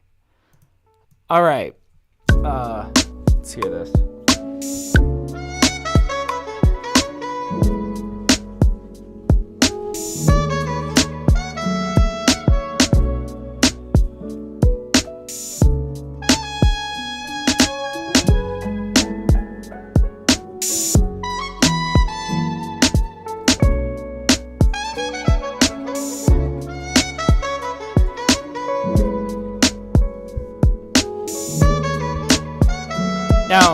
This saxophone has a pretty decently nice reverb on it. I kind of wish I could get it dry so that I could apply my own reverb. I'm going to try applying just like a smidge of my own reverb in an attempt to kind of gel it with the rest of the track and just kind of, I don't know, like this transition point in the middle, it feels a little bit like chopped, you know. We might smooth that over with just like a dash of reverb. I'm gonna bust out vocal pop hall. I love this just stock Ableton reverb. This just works really well on any sort of brass instruments. All right.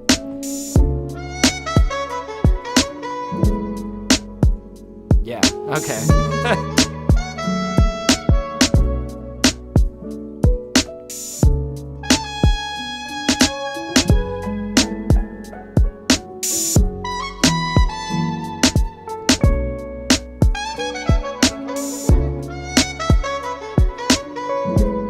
That feels a little bit more natural there. Okay.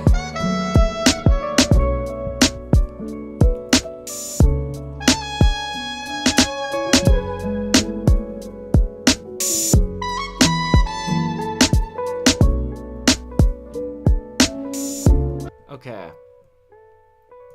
So now we need to move into this next section. This is where I think we're going to get a little bit complicated with things. I'm not going to lie. I want to lay down a solo of my own of sorts. I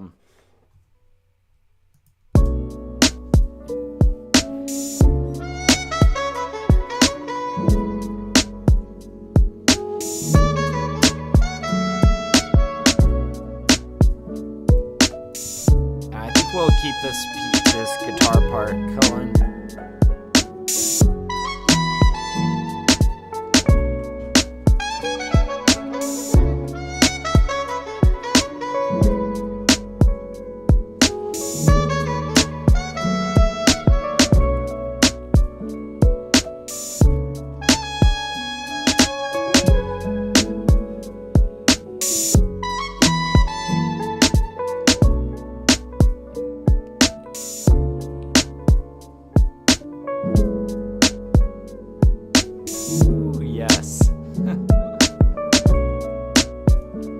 Oh my god, dude.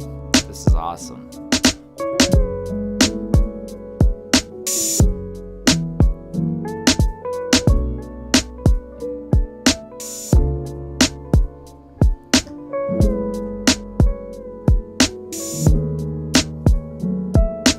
And I haven't quite figured out what I want to do in this section, but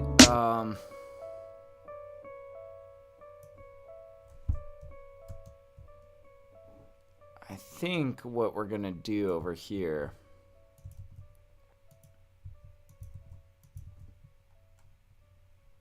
let's just hear how this sounds.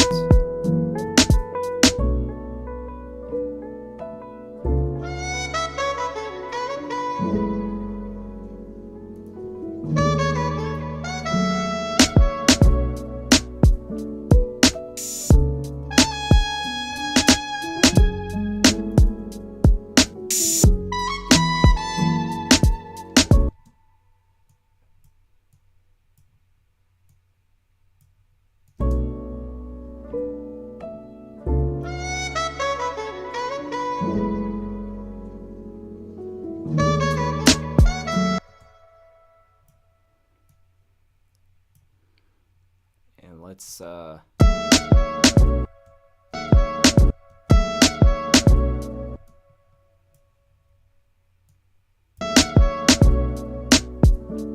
yeah, let's play around with that sort of drop in, you know? So let's get these delays in here.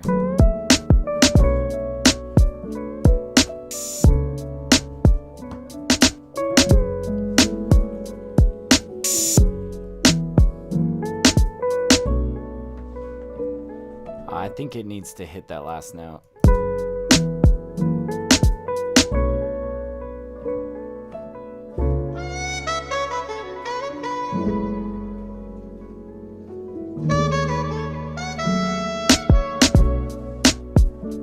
Ooh, yes.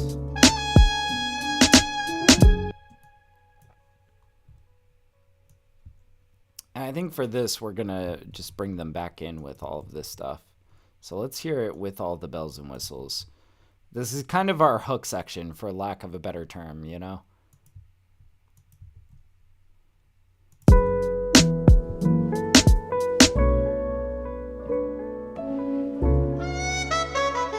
we go. Hey, what's up, Hexnotic? How you doing, man? This is nice. Is that a Yeti Classic? Oh, my microphone? Yeah, it's a Blue Yeti. I've been using one for so many years now at this point, and it actually just died on me the other day after like 4 years. So I ordered another one. They're good microphones. They're just great for streaming, you know?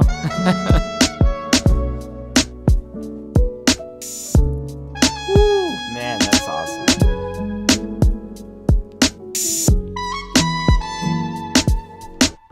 Ah, man. That is just sounding so good. Okay, now we've really got to figure out what we're doing for this middle section. I want to pop off, guys. I want to do something awesome here. So bear with me if I delve us into some tedious nonsense here. It's going to be good. It's going to be good. But yeah, I see Hexnotic says, I just picked one up, used, enjoying it. Ah, yeah. You see, they're like... I feel like these are, for in terms of like USB mics, this is just like such a solid microphone. I mean, it's, I like all the modes on it. I don't really mess with it too much. I have used it for recording, although usually for recording, I feel like what's more ideal is using an XLR that can lock into a interface. But quite honestly, I feel like they're just well-rounded microphones, man. I've enjoyed the sound that I've gotten out of it for years. I feel like these are like the ultimate like podcasting mics, you know?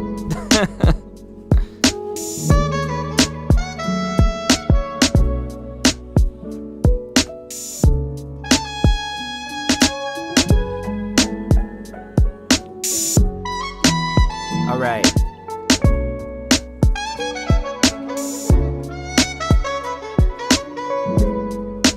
Now I'm thinking we might want to come in with like a mallet instrument. I know, second mallet solo of the day. Or we could come in with our own piano top line. You know, that could be awesome. Yeah. Oh, hell yeah. Hexnox, like, you're telling me what I want to hear. Great beats. Thank you, man. I appreciate it.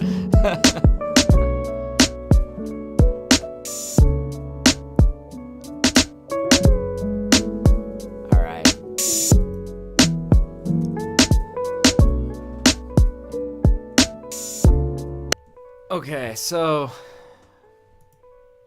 what would be the sound selection for this section?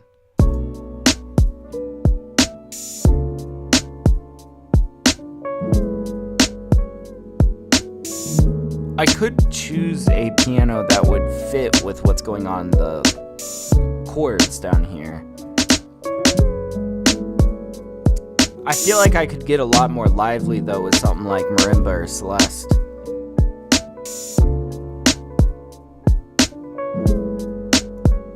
Like vibraphone.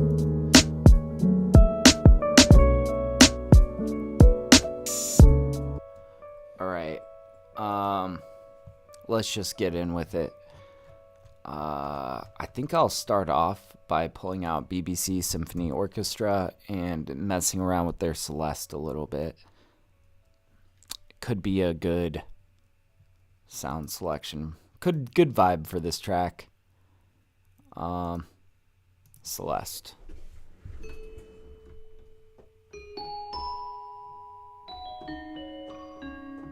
And we might do some processing on it to really like grit it up a little bit, make it sound a little bit more vinyl and lo-fi, but let's just get the meat and potatoes in there, you know?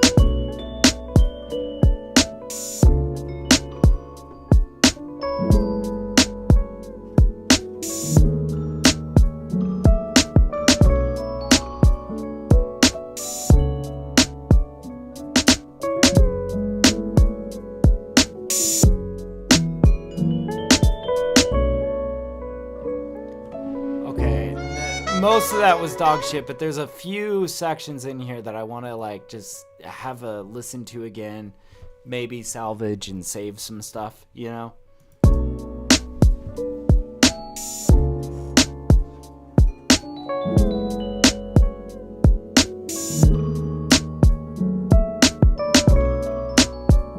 See, like that turn was really great. And that section right there is awesome. I like it. It's not bad. And I think I kind of got off here a little bit. But, you know, let's like kind of isolate down what we like about this. And then we can kind of like lead into it. We can lead out of it, you know. Let's say that we like...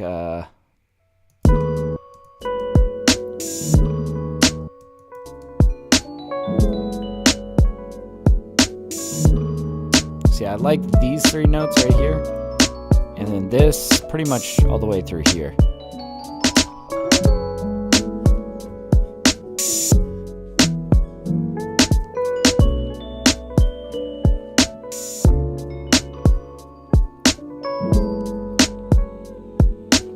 Okay, and all of this stuff was kind of uncertain, you know?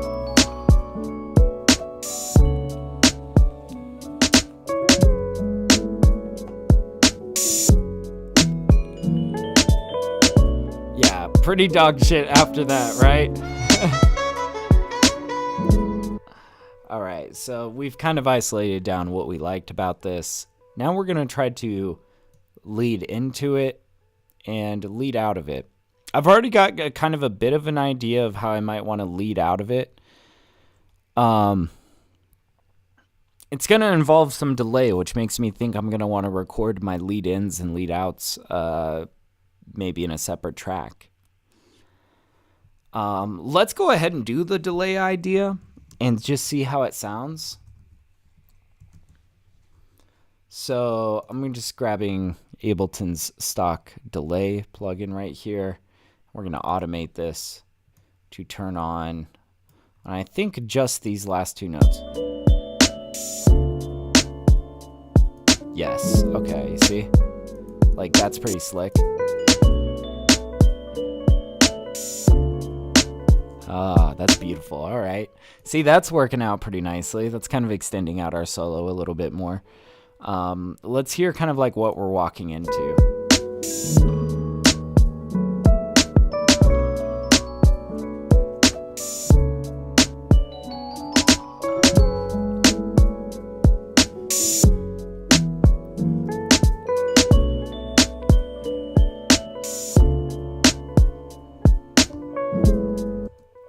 Or we could, okay, different idea on the delay. We could extend out the delay rate and hit this triplet.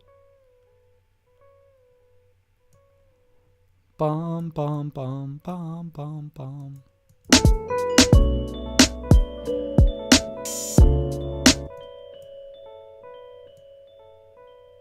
Yeah.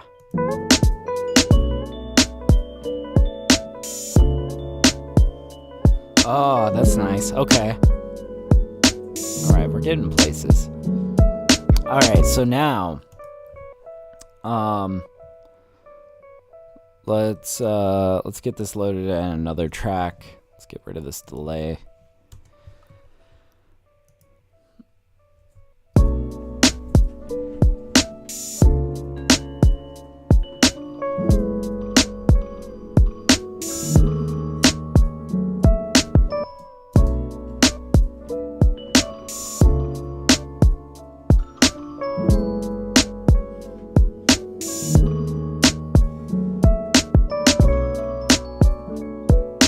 See, I already hit that.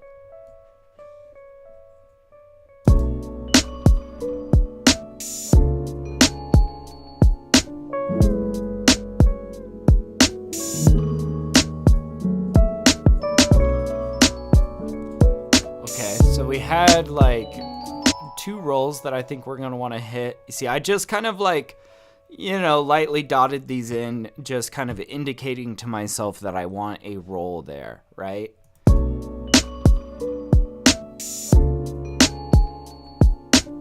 Yeah, so that is, I think we're going to want those. We might need a little bit of something in between here.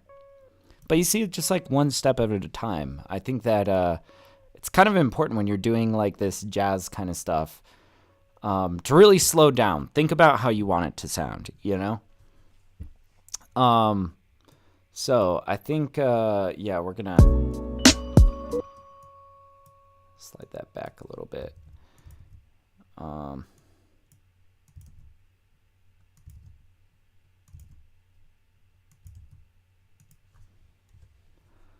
Not super even, not trying to be. Trying to be even enough. That's really the name of the game here.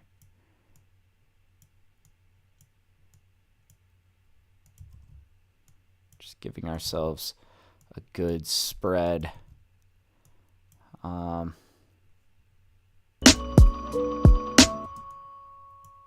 think that these can be tighter. You see, so I selected all of these. And you see it gave me these notches. Just going to slide that in a little bit. Tighten this roll. Okay, that's sounding better. We might want to actually slide it out a little bit more. And get some of these guys kind of extended out.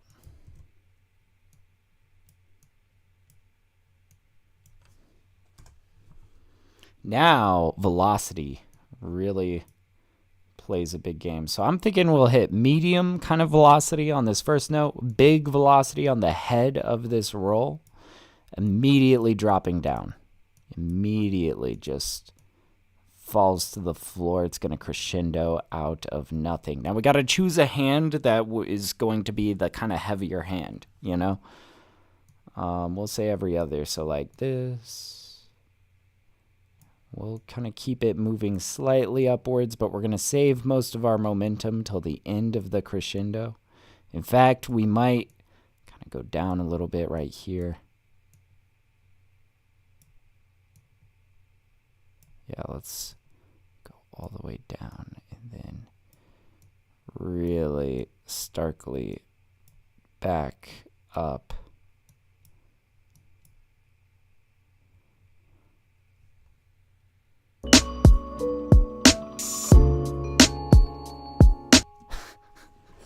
Starting to get there. Let's make this swell a little bit more dramatic.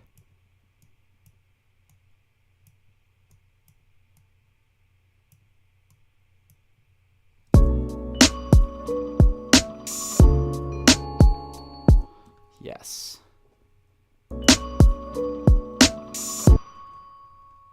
And what if we played around with some of these last couple notes? So like...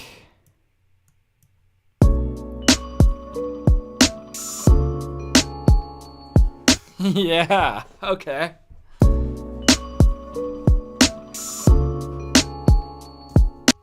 Now we just got to get this next guy kind of dressed in. So we're going to do the same thing with this guy. Really just kind of sliding him into place. We'll get rid of that. So let's just get, by an arbitrary amount, this stuff kind of spaced out. We'll do what we did with that other guy. We'll bring out we'll highlight them and kind of squish them together. All right. Something like this. Yeah, sounds like this needs to kind of get squashed.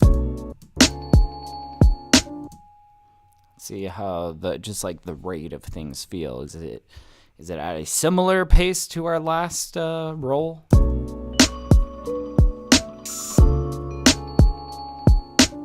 Yeah.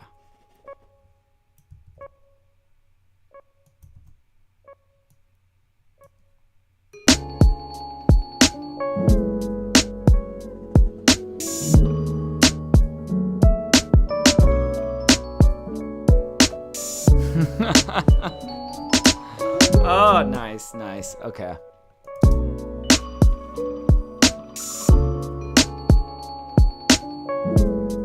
Okay, so let's do the same thing over here.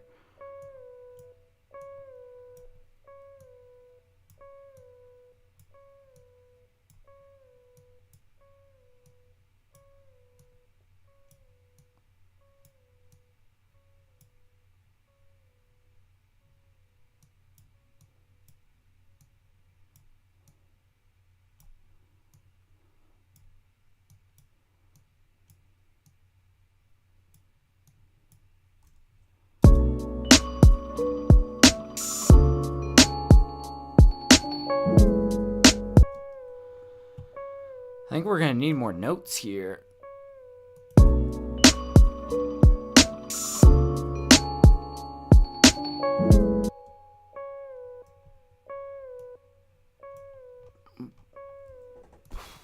Let's say like more of these guys.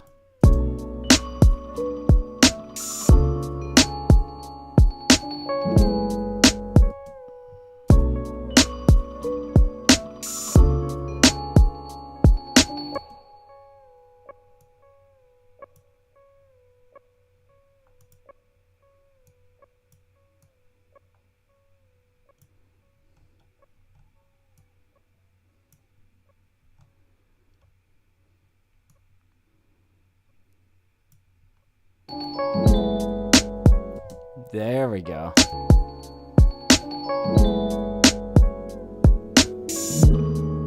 Oh, there we go.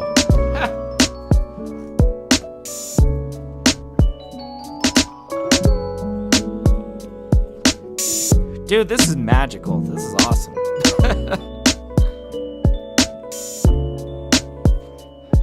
Oh my god, we're only halfway done with this vibraphone solo. Let's just hear this all together. Appreciate what we've got so far.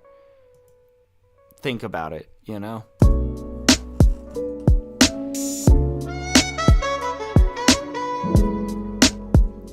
God, this sax lick is golden.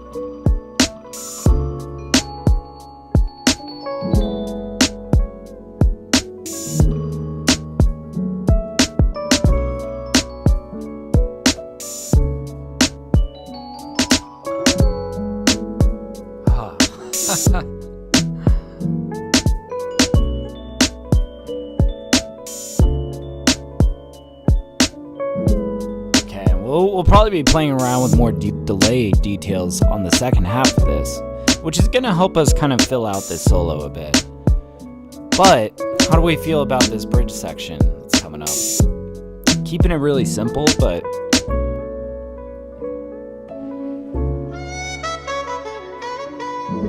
just kind of bringing us back around to that sax hook. Woo. Yes.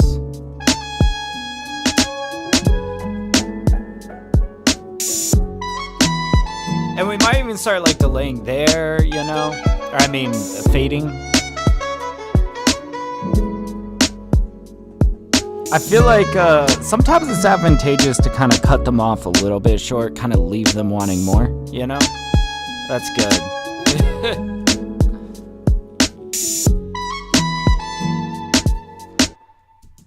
Oh man. Okay, so let's see. We're gonna want to mess around more over here.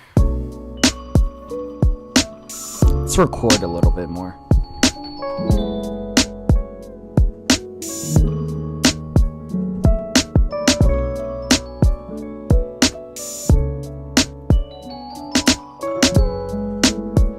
Hey, what's up, Siddharth? How you doing, dude?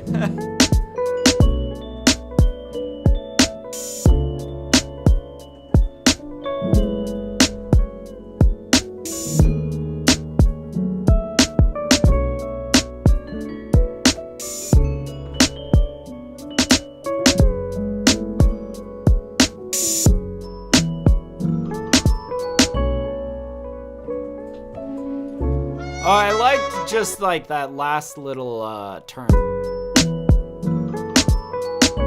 There we go. But yeah, we back again. Hell yeah, man. Oh, dude, I'm glad you can make it, man. How's your day going, man?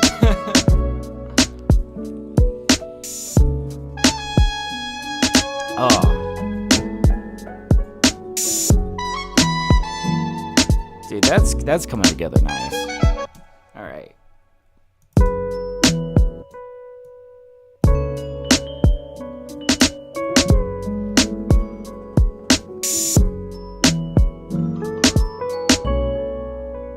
Okay, yeah, I think I really do just like these notes right here. We'll keep experimenting. Maybe we could play around with more of this delayed Celeste. Yeah. Let's see.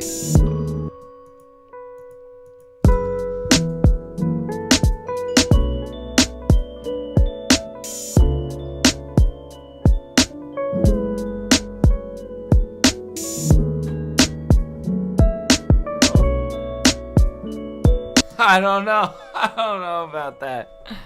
Oh man, what vape is that? I don't know if I can talk about it on YouTube. I don't know. It's nothing nefarious, but I was looking up YouTube's tobacco policies the other day, and I'm not sure if YouTube likes me talking about it. So,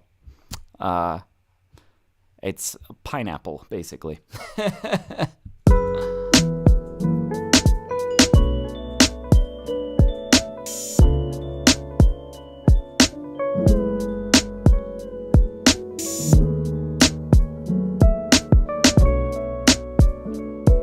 But yeah, it's weird. They like very vague in how they word it. They're like, we don't want you promoting tobacco products, right? So basically, it's vaping bad. Don't do it.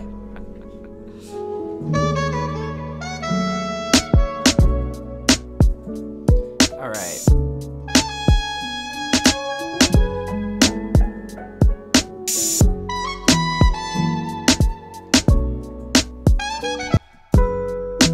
Let's see where we're gonna finish that out.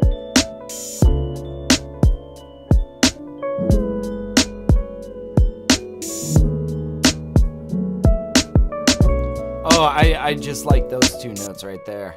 Okay, that's good. Yeah, no worries, Siddharth. Thank you.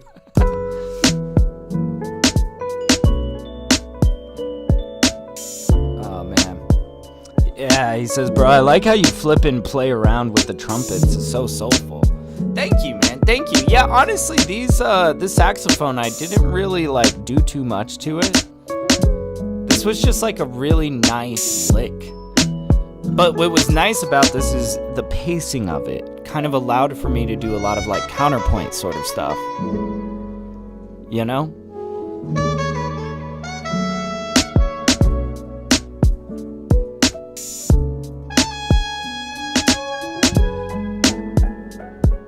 Like, that counterpoint stuff is like, that's the real gold, man.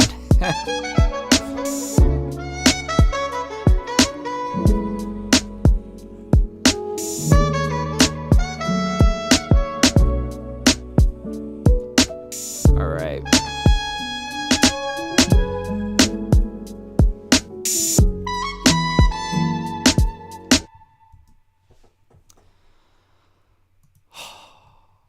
We're getting there.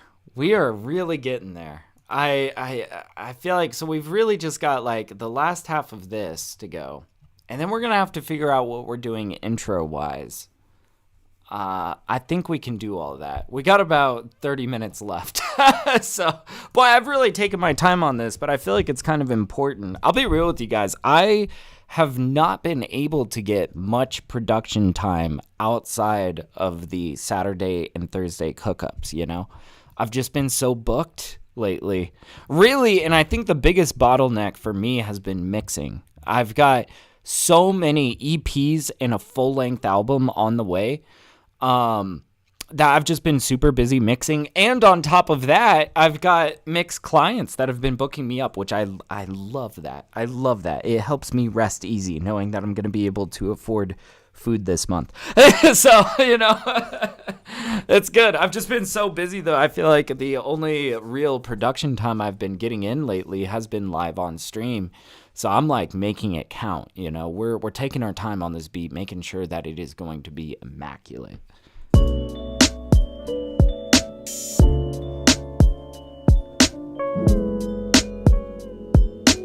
Oh, I like that little, Yeah, do we want to continue out on the delay stuff? Let's keep messing with it.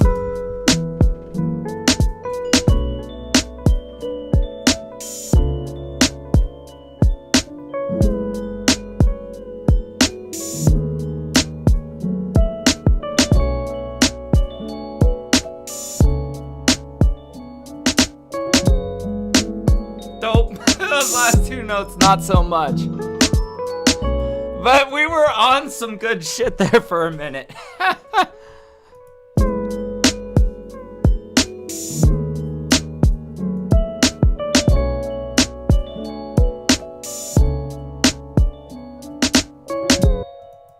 Okay, yeah, and it's these notes that just, I totally biffed it.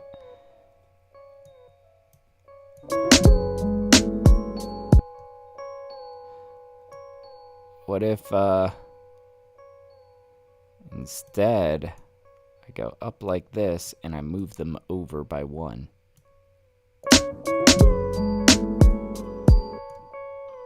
It's going to be over here, and it should probably be a little bit more like this, because I want to echo what's going on the guitar. Let me just play it. What am I doing?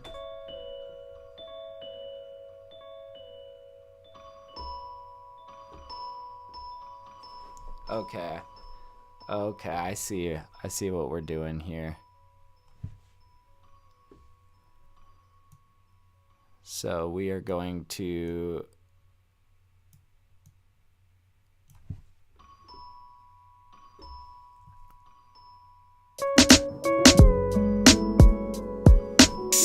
oh, there we go. That's what I wanted. Oh, dude, let's hear that all together.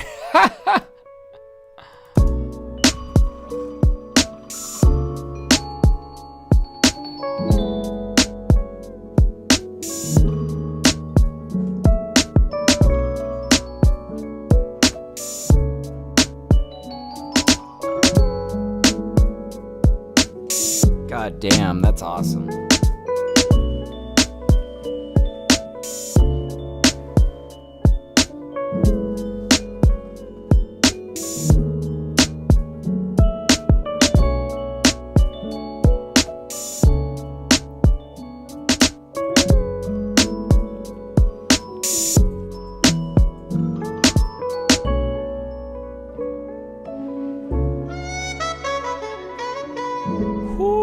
Yes. This so much. I love it.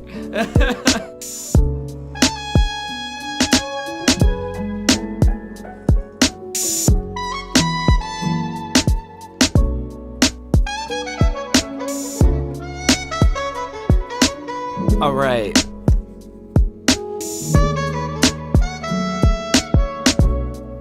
So we've pretty much got a full song here, but I feel like there's still more room for stuff, Let's give ourselves some space here to kind of expand this out a bit. So let's say, and I'm trying to think of like ambient noise that is going to really like sound solid here. Something contemplative like rain or something. I mean, it's such a cliche and I do it all the time, but sometimes that's the vibe of the track though.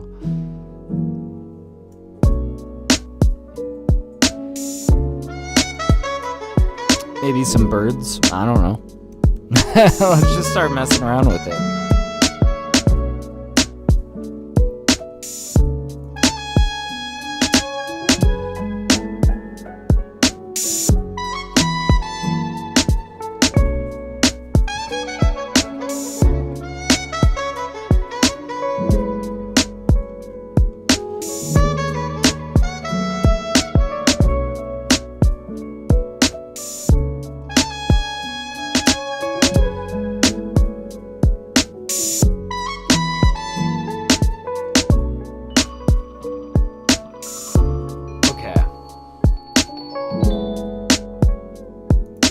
So let's go into our ambient sounds that I have.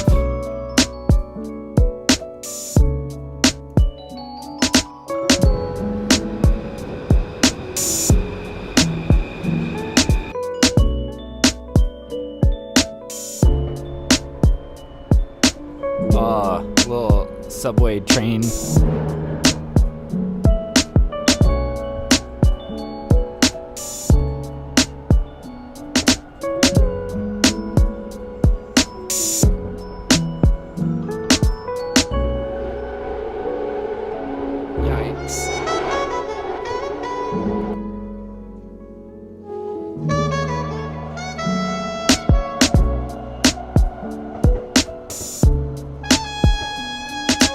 Oh, I've got an idea. I like just that little swell right there. But let's like unwarp this. Oh, and that fits the space perfectly.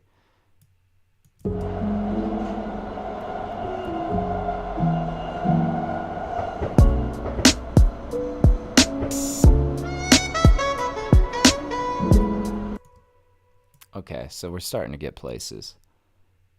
Let's give this guy a lot of like fade in and fade out. Oh, I don't have much room on the other side though.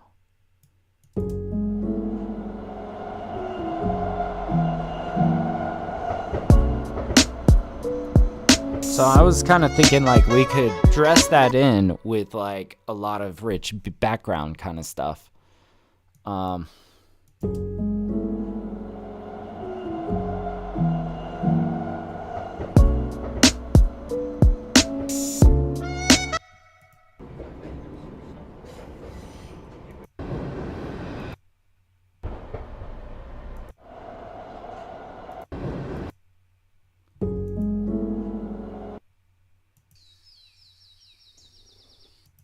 Oh, transition to city vibes. We start in the forest.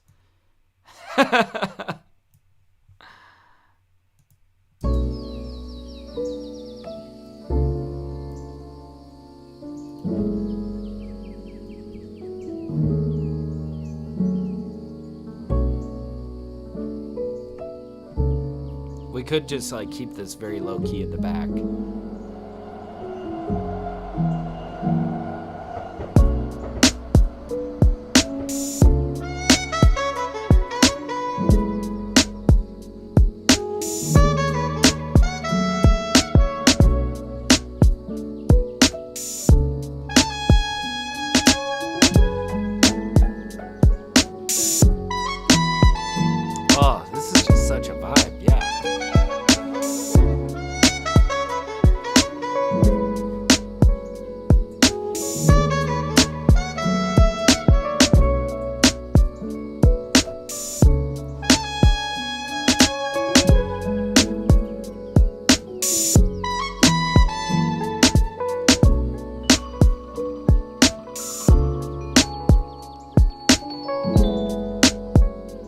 I might want to touch up those notes a bit.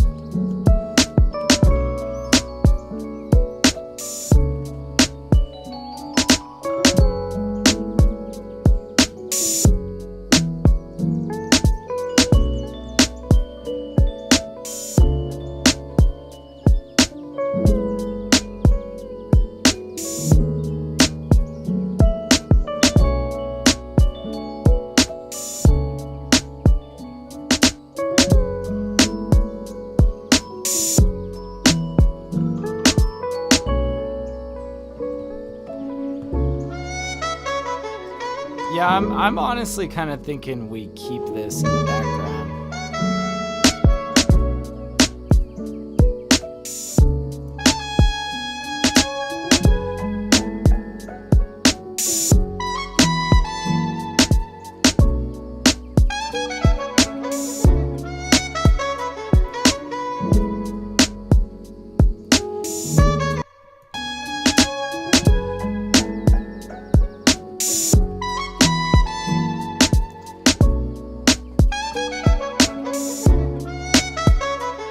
So it's just very light in the background, you know.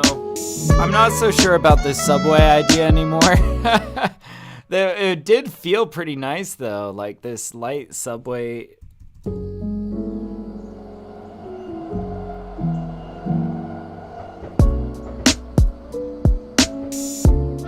But now we kind of got these conflicting like ideas, I suppose, you know?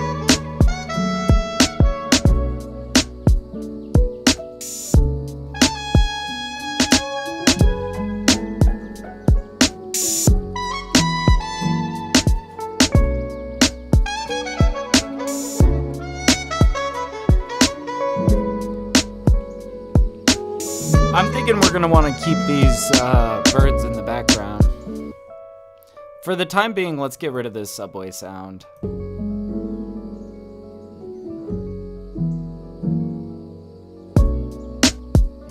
I don't know though, that added so much. It was just like this really lovely.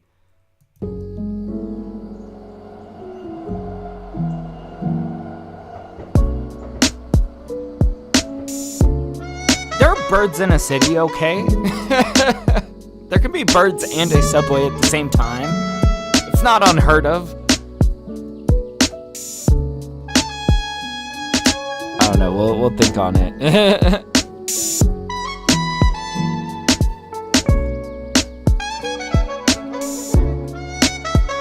So something that I want to try doing real quick. Let's get into a little bit of the mixing of this. I'm kind of thinking I would really love some tight side chains between the kick and the ambience in the background. Maybe we include the snare as well. That could be a good idea. Let's duplicate this. This top guy is not going to be heard. We're going to silence that guy. But we're going to isolate just the kick and the snare and use those as our side chain signal. So let's get into it.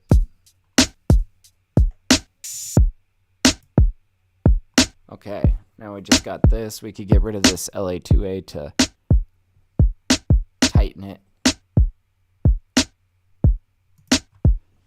Boost up the signal a bit. Okay. Now we're gonna bring out our glue compressors. And we might include this on the piano as well. I haven't quite decided yet, but I know I'm gonna want this against the birds in the background. So let's get that dressed in. Side chain from that first guy. All right. And maybe we'll do one that has a little bit of attack, a little bit of release, but not much on the threshold.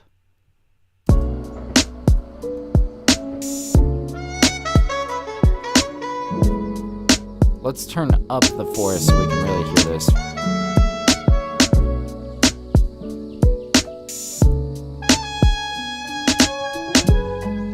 Okay, let's tighten the attack and release and bring back that threshold now.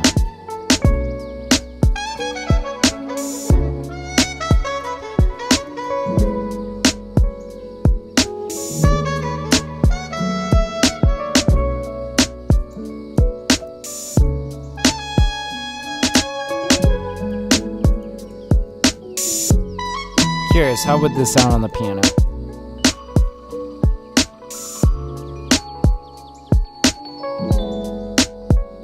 It's probably way too much.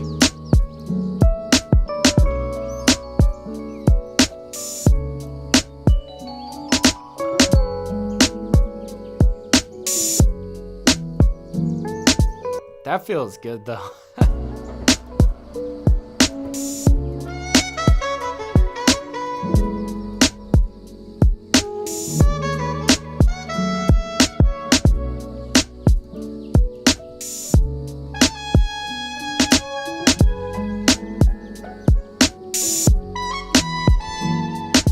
Okay, now this is sound good. Hey, Roy, what's up, dude? I am making beats indeed. How's your day going, dude? You got here just in time to see me putting the finishing touches on this guy.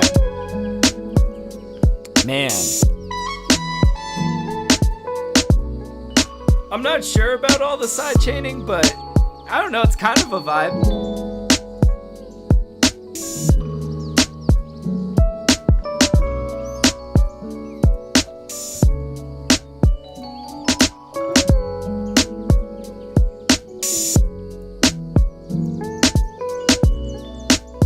There we go. Yes. He says, Tapster, why are you using a different layout? I'm missing the border around your face. I don't know, man. I think it just looks cleaner, honestly. I kind of like the look of the borderless overlay, you know? I don't know. See, for stream, we need like the feedback menu and the sub goal and all that stuff. But on YouTube, I feel very free. I'm like... just going very minimalist here. But yeah, he says I'm doing all right, and you, dude, chilling. I'm having a good morning. I'm really pleased with how this track is coming out. This is probably dropping on Spotify at some point soon. I don't know. I'll have to make some decisions.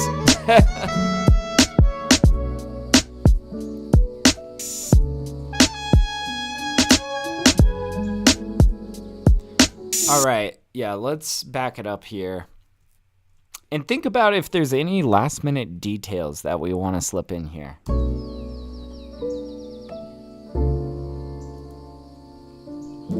Yeah, let's maybe just bust out another MIDI track. Play around with just some light detailing, very light stuff. Go into our user library, go to our one shots maybe. But yeah. Yeah, Roy says, yeah, okay, but please align the face cam up with Ableton. Oh no, is it's lined up, right? Are you talking about extending the bottom of it downwards? Dude, I don't know, I've been messing with it. I kind of had the same thought. But yeah, glad you're digging the song, dude. Alright,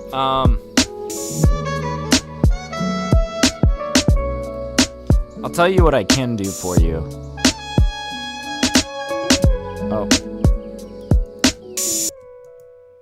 Oh, maybe.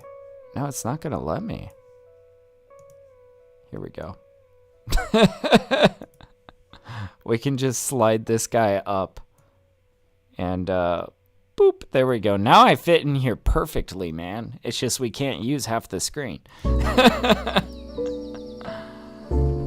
Oh, man. No, we'll break that down. Damn, we're doing some good stuff. Yeah. He says, no, the face cam is slightly thinner than the Ableton thing. Oh, no. It's because I've got, like, a little bit of a border here. There we go. Very good. He's like, that's not it. Yeah.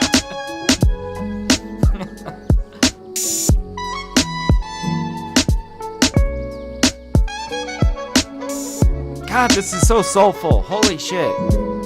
I feel like, you know, when you make a good beat, I feel like it just makes my day better. You know, I feel like I'm having a good day just purely because I made a good beat. All right.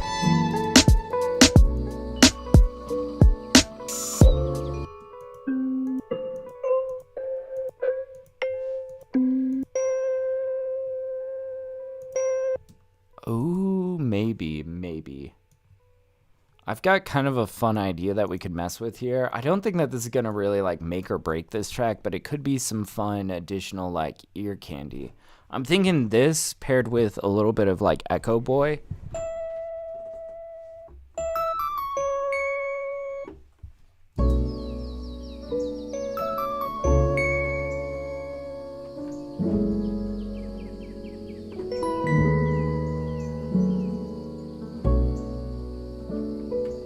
Oh, wait a minute. Okay, wait.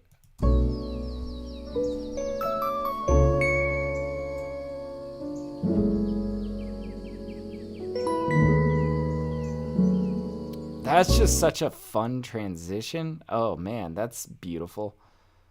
Okay, so If we like slip this in over here.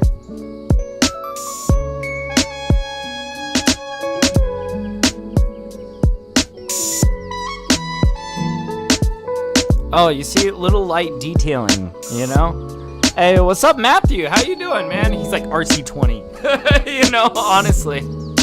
I might dive into that a little bit more when it comes to the mixing. There's like... Right now, this is sounding clean, and I don't want to muddy it up, but it would be very appropriate to kind of like degrade it a bit. You know, something that I know that I'm going to want on here that I haven't really played with yet, LA2A on the piano. A little bit of compression on the piano would make this so much more warm. I think that's going to be the vibe. So let's bring this over here.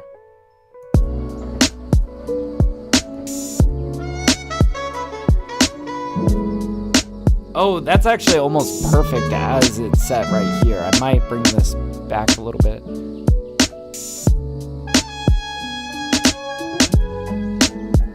But that already sounds a lot more rich and vibrant. Oh, man.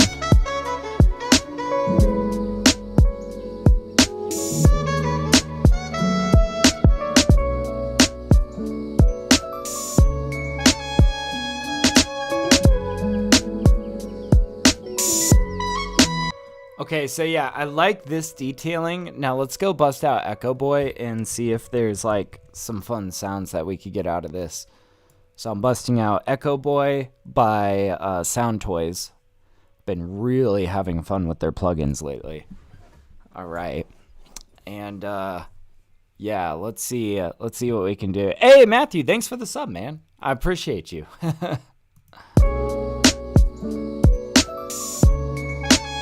Oh, that kind of gives it a whole different quality.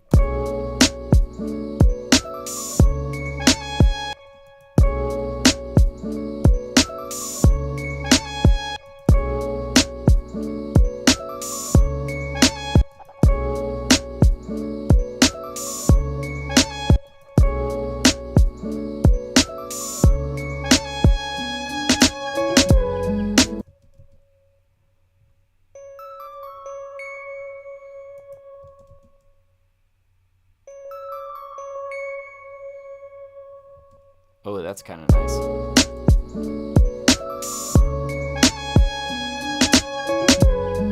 Oh, okay.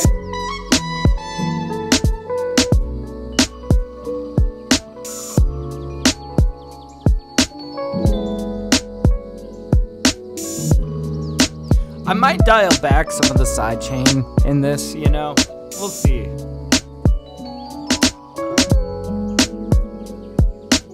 Right now, it does feel pretty vibrant, though.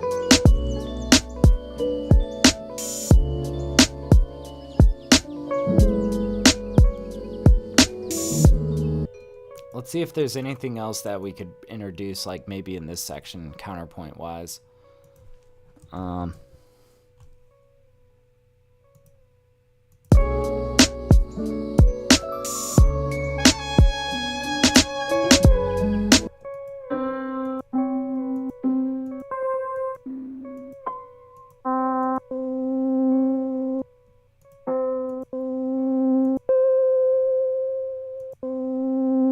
This guy is always a safe bet.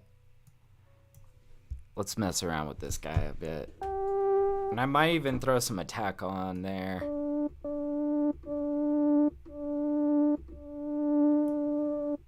Yeah, just to kind of help it crescendo up.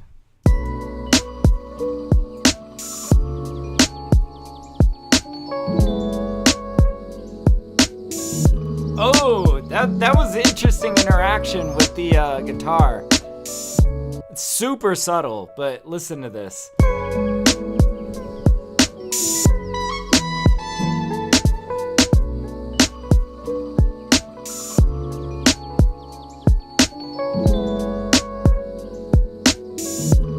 Oh, yeah.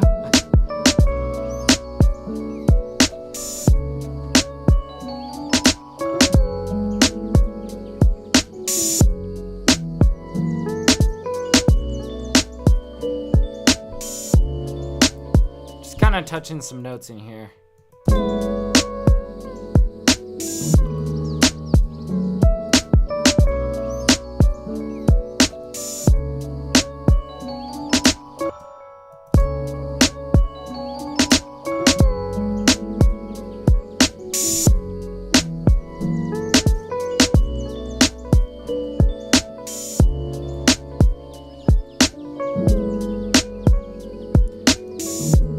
I think this will want to come in at about the same place over here.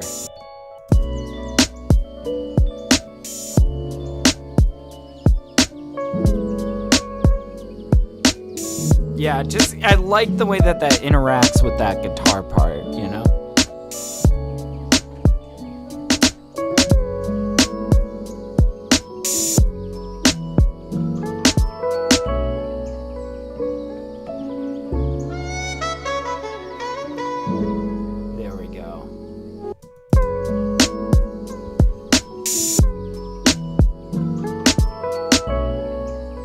Oh, now we got layers, we got stuff interacting with each other. Like, dude, that's this makes me happy.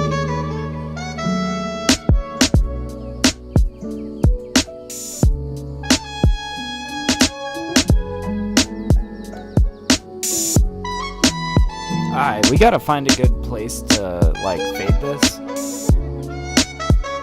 Like, we could just fade over here. Maybe we'll give them the first half of that and we'll start to fade like over here, and that locks us in at a solid like 2-minute 30-second arrangement. Oh, that's perfect. Now on these fade outs, I like to do a little bit of a curvy fade, so a little bit logarithmic. That's the word I am looking for. All right. Doubling each time. 6. We'll call that 6. And there we go. Hey, what's up, Aiden? How you doing, man? Oh, man. No, I don't think we're doing enough M bass on this track. That would be wildly out of place. Let's hear this. I think we've got a finished song, guys. Let's go.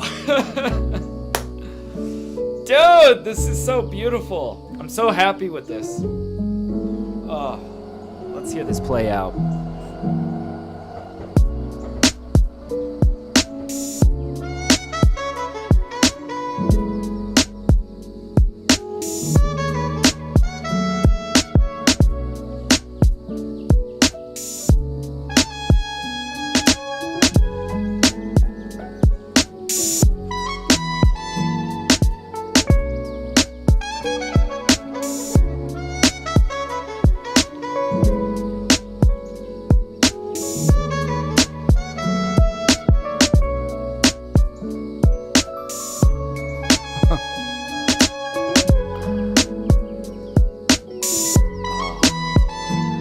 What's up, P. Beebster? How's it going, dude? Hey, thank you, man. I appreciate it.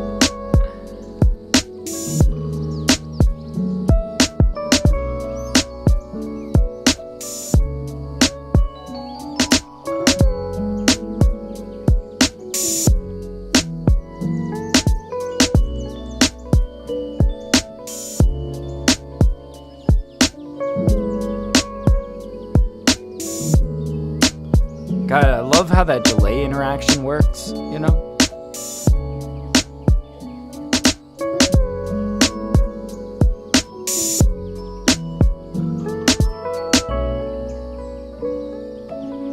See, and we did add some details over here that I want to carry over, even though most of it's not going to get heard.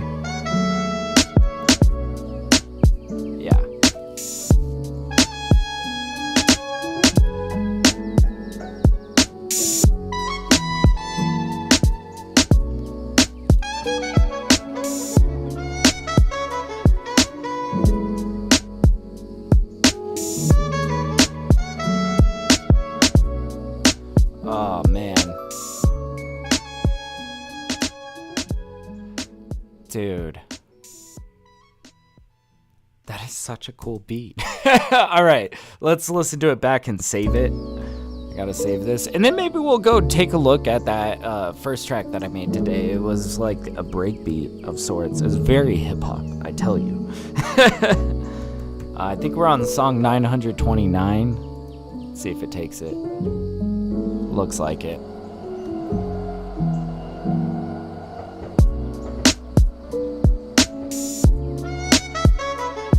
Oh man, perfect. All right, it's saved. Yeah, let's load up that other project and just have a listen to it. Just see where we landed at, you know? Man, though, that one I think is going to be coming out on Spotify. I think that's going to be a good one for Spotify. Let's hear this one. This one I think is a little bit more for the rappers. Let's hear it, though.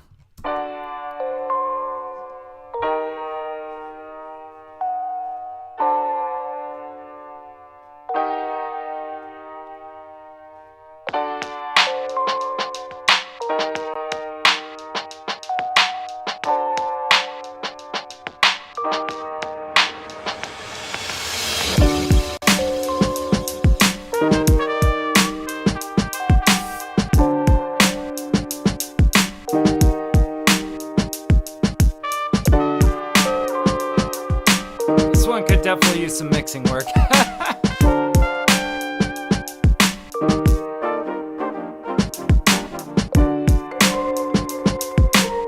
Boy, today we really went crazy with the mallets, you know?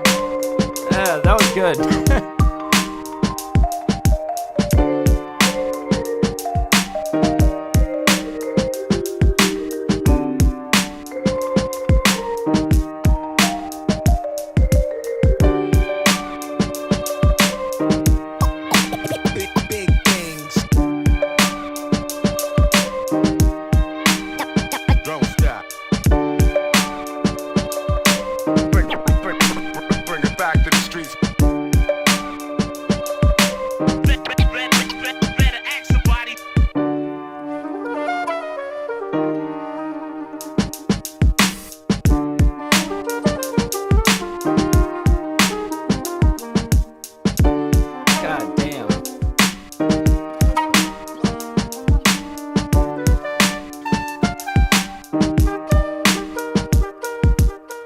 I just love slipping in solos in hip-hop music. I just love slipping in jazz solos. It's so much fun. Oh man, well, I'll call this session a success. Thank you guys so much for hanging out. Yo, if you enjoyed the stream, definitely drop a like, consider subbing. We do this every Thursday and Saturday. So yeah, I hope to see you guys at the next session. This one was sick. This was an awesome session.